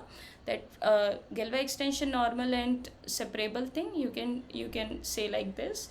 And then this element will be a primitive element that we have also done. So whatever we did in A part and B part can be generalized to any A1 to AN. Okay, nothing different. A1 to AN are just integers. Even we have proved that this okay, even product thing is also not required right now. Now further describe the Galois group of this. So what is the Galois group of this? So root of A1 will either map to plus of root A1 or minus of root A1. But you have to make sure that only PIs will be interesting in this case. So for example, as we were doing earlier, so when you try to find all the automorphisms, root of only PIs will be interesting to note, because if you define the map on PIs, then all the products will be defined. So for example, if you have root 6, then root 2 and root 3 will define that. So if it is not appeared earlier, then only you will define like this. So you can write easily. And now what about D part? D part is also same what we did right now exactly. So all the parts are similar. So when you understood A part, how things are happening, then you can just do it easily. So is that okay? All the parts? Okay. Okay. And last Yeah. part, I have to note down. So Oh, okay. I'll share this file and I'll not erase anything, so you can look at it. Even I can show you. That's not a problem. okay. Yeah. Ma'am, Yeah. Hmm? ma'am, what is the contradiction here when we are assuming that S is equal to 0? So the structure, the tower, what contradict? Sorry, what is f is equal to 0 means? When the screen which you share in that screen, if S is equal to 0, In this part itself or earlier, like? yes, ma'am. This page, yes, ma'am. Okay. The tower which you contradict is the contradiction. Okay, If S okay. is Oh, okay, okay. So when s is equal to 0, so you know that what is k? K has, so this is the tower you have, okay? So this tower we are talking about. So I'll just erase for now. So you have this tower, and k was what? K was q root a1, like it is talking about only k minus 2 elements, okay? Right, it is just talking about q minus k elements. So you know that this will be 2 raised to power k minus 2, right? And you know that from the induction hypothesis, this whenever you attach an element of the kind that the multiples are not in q, like whenever you take, so these are happening for any random elements, like ais are not fixed. It just says if you have for example k minus 1 elements, let's say b1 to b k minus 1, and you consider root b1 root b2 up to and so on root b k minus 1, and it satisfies the property that when you take the multiples, like when you multiply any of these, then like any subset if you consider of this set, and if you multiply elements, then it will not land up in q. Then from the statement it says that every whenever you attach one element to whatever you have, then the degree of extension will be 2. So for example, in this case you have attached k minus 2 elements. So from this inductive statement, this extension degree will be 2 raised to power k minus 2. But we are assuming that this is true for k minus 1 elements. If you attach k minus 1 elements, then from the induction hypothesis you can say that the degree of extension will be 2 raised to power k minus 1. Okay, so if you are at this step, then you can go to this with exactly degree going up by 2. If root ak is such that whenever you multiply with the other elements, it will not be in q. So because in this part itself we are still in n minus 1 case. So n minus 1 case, we are already in the case of hypothesis thing. So for n minus 1 we have assumed, we have to prove for n. Okay. Oh, again I am saying n, I should say k. Okay. So still we are in k minus 1 case, and we have assumed for k minus 1. So this tower thing we have already assumed. Okay, we have already assumed this much thing from the hypothesis, from the induction hypothesis. We have not taken anything which is not known right now. Now if s is equal to 0, then root ak is equal to r, as we have seen that this will be r plus s into root ak minus 1. So s is 0, then it will just be r, and r belongs to k. Now what we are saying, but root ak is something which is not in k. Like k is defined by these element. Root ak is something outside that. So we know that from the induction hypothesis that root ak will be something which will increase the degree by 2. Like this tower, this extension will be of degree 2. That means root ak does not belong to k. So 2, this extension degree is 2, that means root ak does not belong to k. If it belongs, then the degree extension will be just 1, because these are the same fields then. So root ak does not belong to k, that means, but with this step it says that it belongs to k because it is equal to r and r belongs to k. So that is not possible. And we can do that because we are still in the case of k minus 1, because this is k minus 2 and we have just included one element. So we are still in k minus 1 elements. So we can still say this part from the induction hypothesis, but we cannot say if you go one step up, if you go one more step up. So that's why we have considered k, that is of k minus 1 minus 2 thing, and we have considered this tower of e, l and k, so that we work on e and then we use for k and l and k both, because we need that. Is that clear now? Yes, ma'am. Okay. Yeah, great. Okay, so let's move to the next question that I'll quickly explain. And this has already been done, so some part has already been done. So let's see. Let L over K be a separable extension. Okay, separable is given. So whatever I explained for primitive element theorem and everything, we can use those here. Okay, so L over K is separable. Let's see what the A part says. Suppose that there exists a positive natural number. There exists some n belongs to positive natural number such that kx over k is less than or equal to n for every x belongs to L. So you pick any x, there is a fixed number n which will always bound this degree. Okay, n is not varying. There is one big enough n such that this extension degree is always be restricted by this n. Then show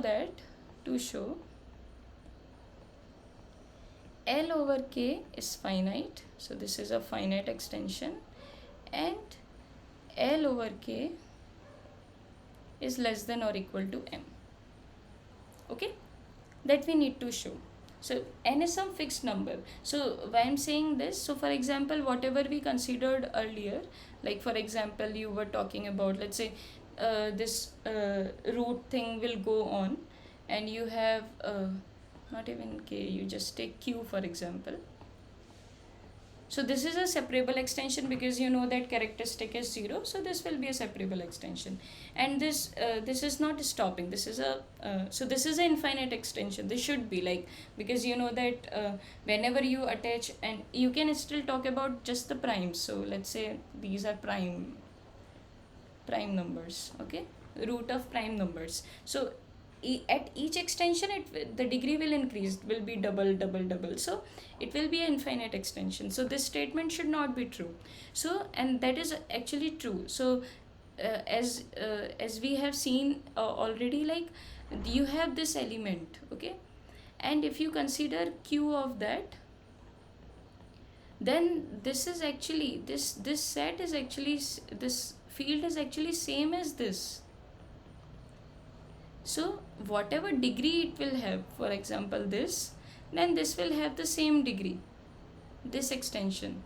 So since n is increasing, you can take any n, like you can take any big number, root 2 plus root 3, and you don't stop, and you take root 100, you stop there, you take root 10, like, so degree will be increasing because you know that there are infinitely many prime numbers, right?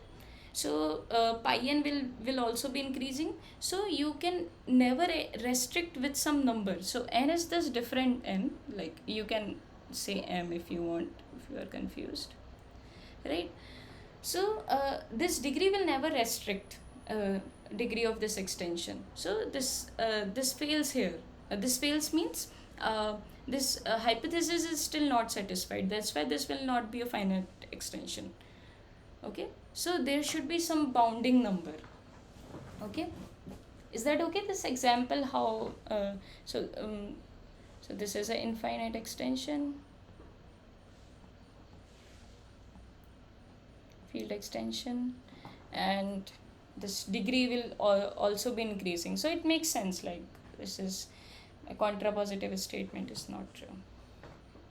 Is that okay? Okay, I hope so. So okay, I'll not remove. So this is just an example.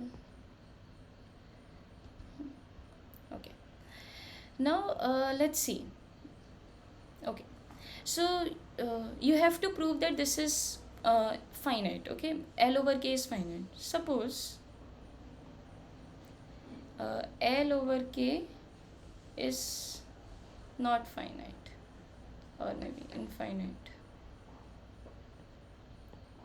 This is an infinite extension. Let's say this is infinite. So what will happen? You can always, so okay, let's say this is infinite. So you pick any let's say x1 in L which is not in K. You start with this, okay, then K, Yes. right? Yeah, so K x1 over K is less than or equal to n, right? That n from given, okay. So it says that whenever you attach one element, so if you have one element kx over k, that is always bounded by n. So x is one part, so this is always simple extension. This is not the full L, okay. Yes. So we can only apply if it is extended by one element. Now since L over K is infinite, so there will be some other element also, right? Let x2 belongs to L over K, then K x1 x2, or let me write like this. Actually I am only concerned about this greater than or equal to 2, because you know that element x1 is not in K, so that means the extension degree will be at least 2, right? Yes. So now you take this x1, sorry, x1 comma x2 over k x1, okay. So you from kx1 you go, okay, so you have kx1. Since the degree is infinite, there will be some other element and you will get some infinite number of elements, otherwise L will be equal to kx1 up to and so on xn, right? So this will also be greater than or equal to 2, and you do that. And okay, I should say one more thing here. Okay, now let R belongs to N plus be such that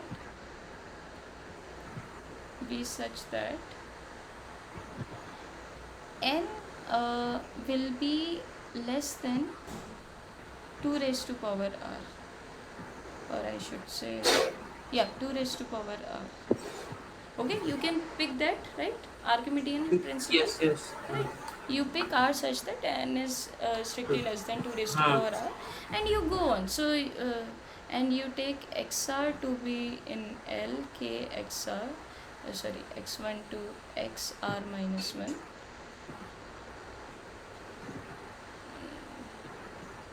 Then, so x1 up to and so on xr over k x1 up to and so on xr minus 1. This is greater than or equal to 2, right? Because xr is again not in this one, so you can do that. And this is an infinite one, so it will go up to infinite step, but we only talk about the finite number of step, which is xr step. Okay, now what you can do, so you know that so what will be this extension degree? You know that will be finite because you have only attached finitely many elements, and this is algebraic extension. Do we know that? Yeah, that will be algebraic. Okay, should I say that? Finite, Yeah. finite. Finiteness. Okay, I should say that. Okay, right. This will be a finite extension because, okay, so you know that kx1, so this is already less than or equal to n. Okay, so this is already less than or equal to n. So why I'm concerned about that, because I'm talking about this, and I want to talk about this tower formula. And tower formula only works if it is a finite extension, right? Yes. So if it is not, I should not use it. Okay, so I want to use this, but I can actually do that, but I'll explain this.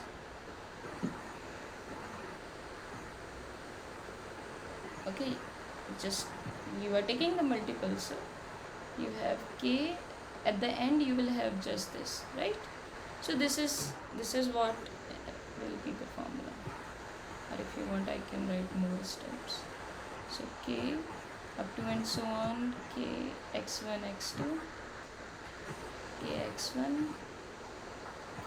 and you have k x2, sorry, k x1 or k. Okay, now degree is also finite. How can I say that this is root n? Okay, and okay, can you say that this is also will be bounded by bounded by this? But how will you say that? Okay. Okay, let me write it as star explain. Okay, explain it. So star is proved. Let's prove this. So k x1 up to and so on. I'm writing randomly, like any random one. So you need to prove that this is finite, right? This is finite claim. So how will you prove that? Okay, so just a second. What I am saying.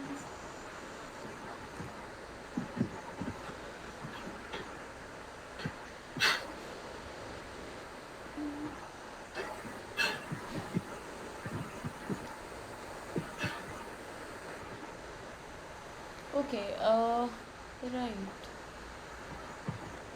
Yeah, we are not talking about algebra transcendental extensions, right? We are only talking about separable extensions. Separable again is defined for algebraic, so yeah, we don't need to prove that. I'm sorry about that. So these are algebraic extensions already. So algebraic extension, so whenever you attach one element, there will be a polynomial corresponding to it. So whenever there is a polynomial, so but we cannot say it is bounded by root n, but less than or equal to n, so that is not our concern, but this is fine, right? Greater than or equal to 2. So this will always be finite, so I'll write later anyway. All of these are finite extensions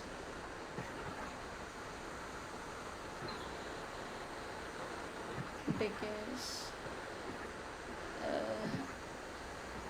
all elements are algebraic.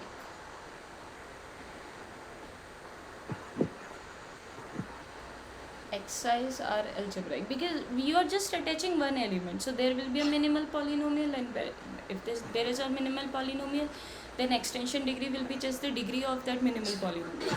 So this will follow. Is that okay? Yes. Okay. So you have this now. So this implies k x1 up to and so on xr is, so you know that everything is greater than or equal to 2 raised to power. So how many are there? That is r many. So you have 2 raised to power r.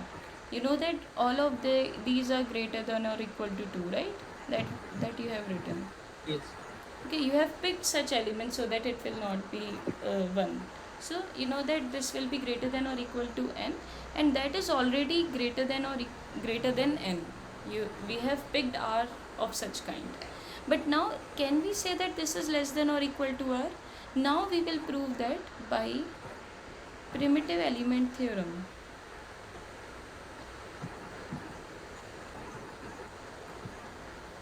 Every finite separable extension, so this is a finite extension that is required. We cannot use it in the beginning. If we assume that this is infinite, so we cannot use primitive element theorem. But if it is a finite separable extension, then every finite separable extension is simple. So this is a simple extension. So this implies there exists some x in L such that k x1 to xr is actually equal to kx, right? So this finite extension, so this is a finite extension. So this implies kx over k. So this is from, but by hypothesis, kx over k is greater than less than or equal to n, right? For all x x is now fixed. So you know that what was given, whenever you have some simple extension of L, like whenever you have x belongs to L, then it will be bounded by n, right? That fixed number n. So this will be less than or equal to n, and this implies k x1 to xr over k, this is equal to n, and which is greater than or equal to 2 raised to power n, which is a contradiction, right? Is that okay? Yes. Yeah. So contradiction to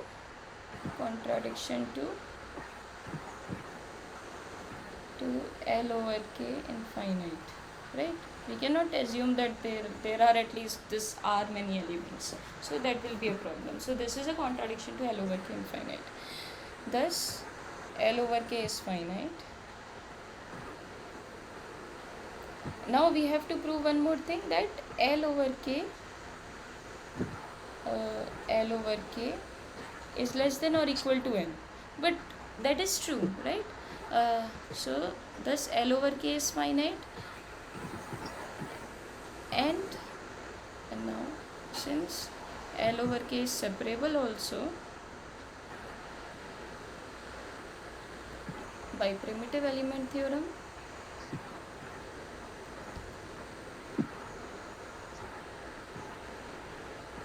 L over k is simple, right?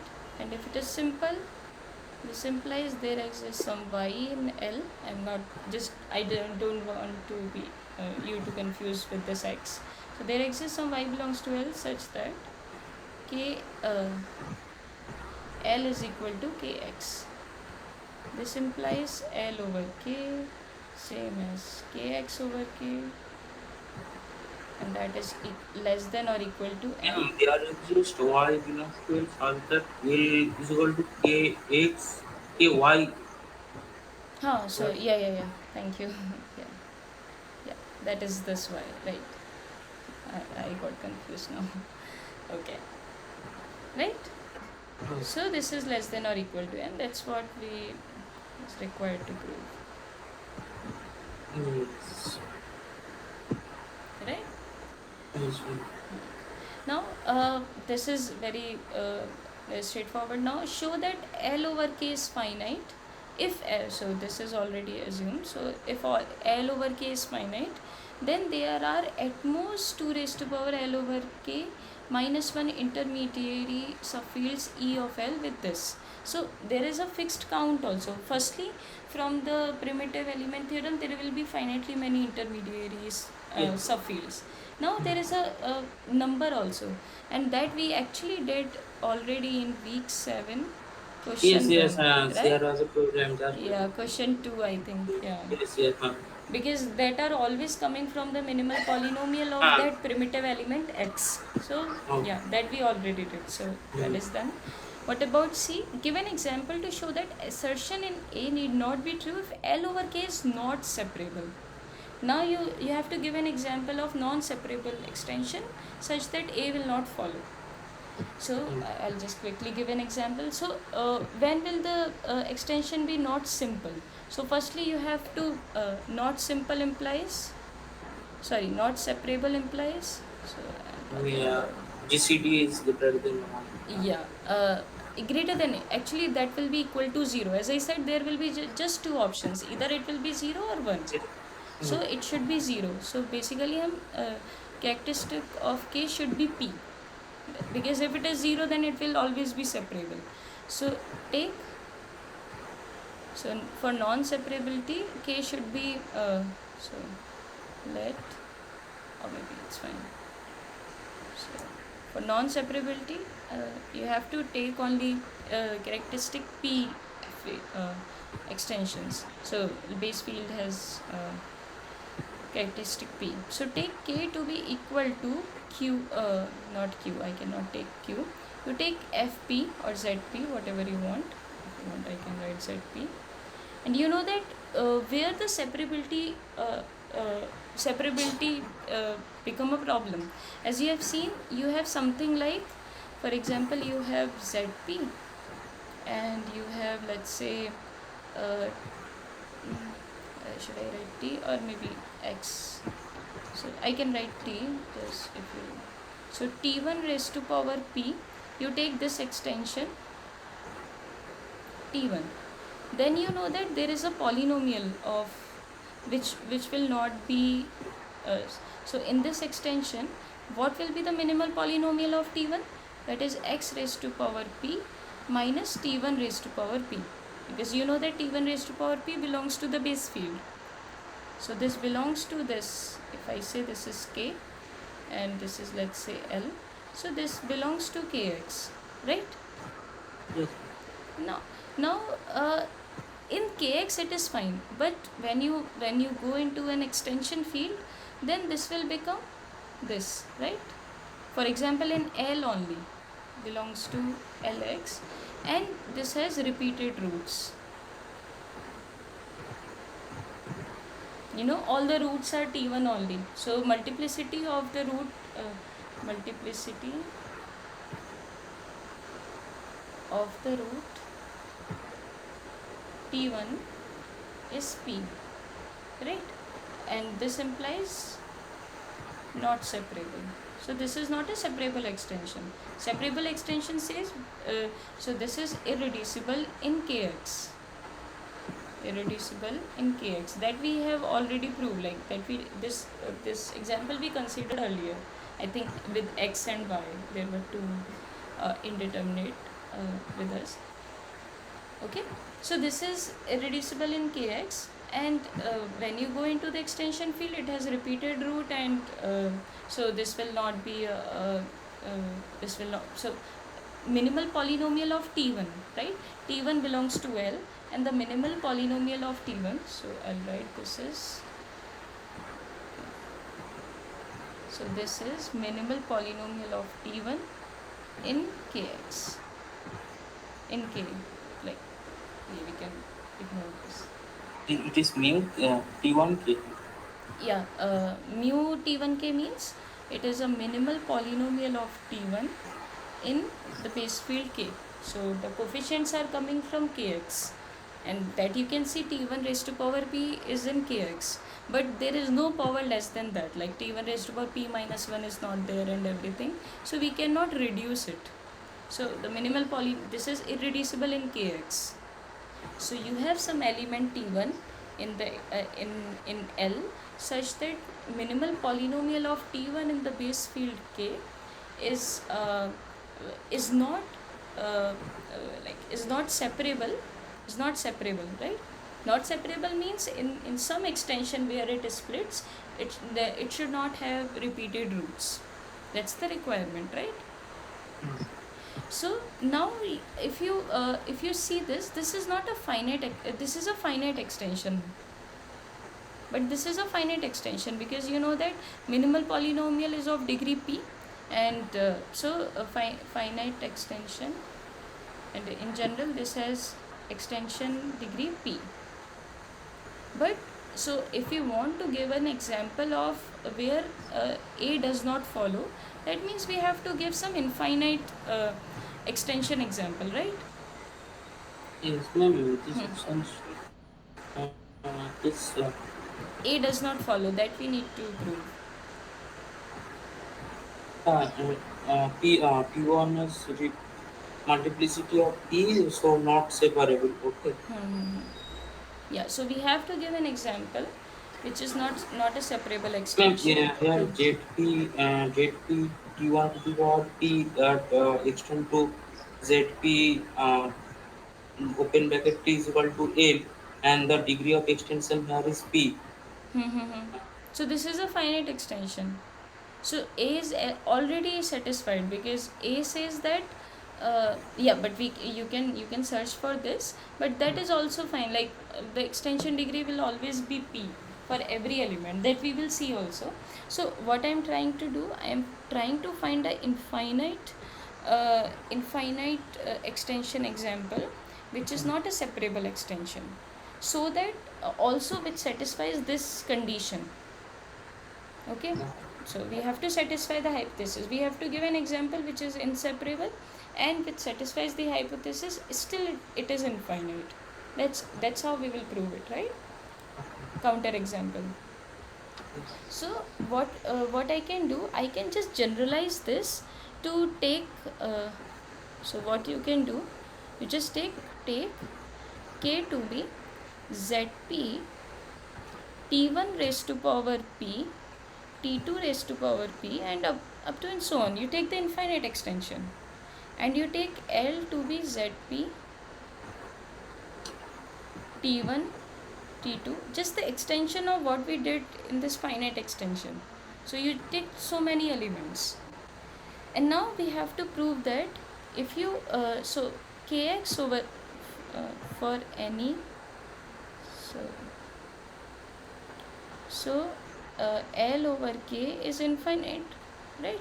This is an infinite extension because you can take the tower, you take L, you take k, you take next k1 to be zp t1 only, sorry, k t1 only. So what you can do, if you want to see, you take k, you take k t1, you take k t1 t2, and all will have extension degree to be p.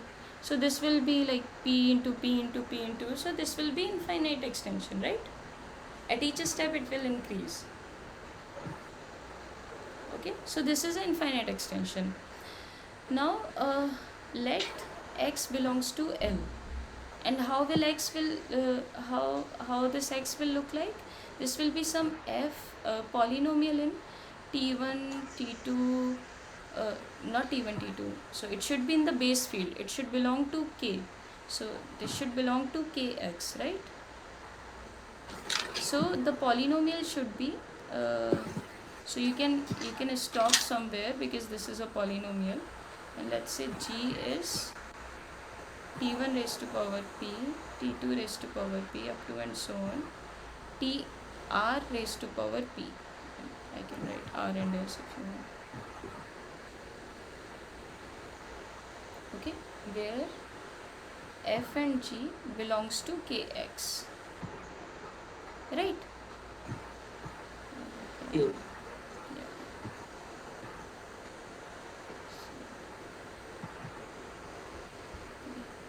Great. So now we are done actually. So you can see if you take this x, and with this x you take x raised to power p minus x. Am I doing something wrong? No. Yeah, that's all right. So then I should assume. So what I'm trying to do.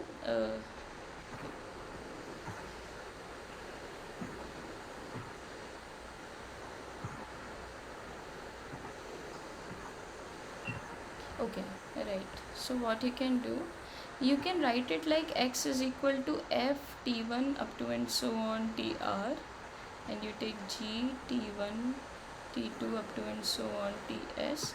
Oh, I'm sorry, I should take, okay, that's what the confusion was.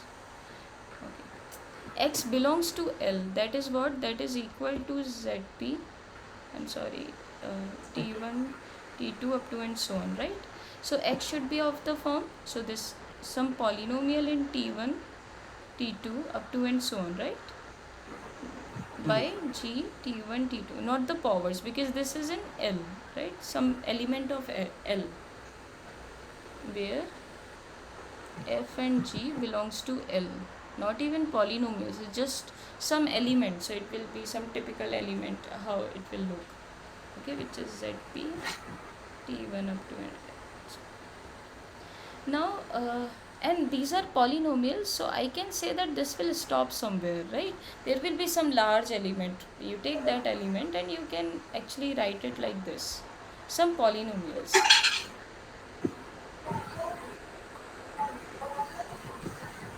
some polynomials or so you know that any element, how a rational element will look like, it will just be a polynomial up and down in TIs, right? Some polynomials in TIs. Okay, so if you take x raised to power p, what will it become?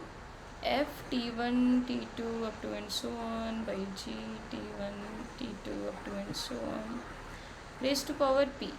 That will be what? You can take p inside because you know that you are in zp. So you can actually write like this, that we did earlier also. Okay, then x raised to power p minus x raised to power p will be the minimal polynomial,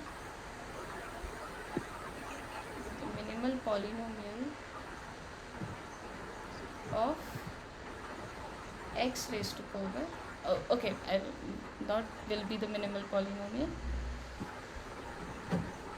if x does not belong to k, because if it belongs to k then it will be like just the x minus x thing, will be the minimal polynomial of x in k, right? So what I'm interested in, kx over k is will be less than or equal to p. That was what we require. Thus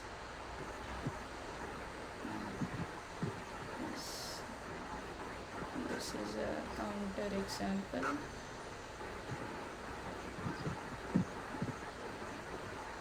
for a to be untrue if L over k is not separable. Okay, yeah. So so I stop here.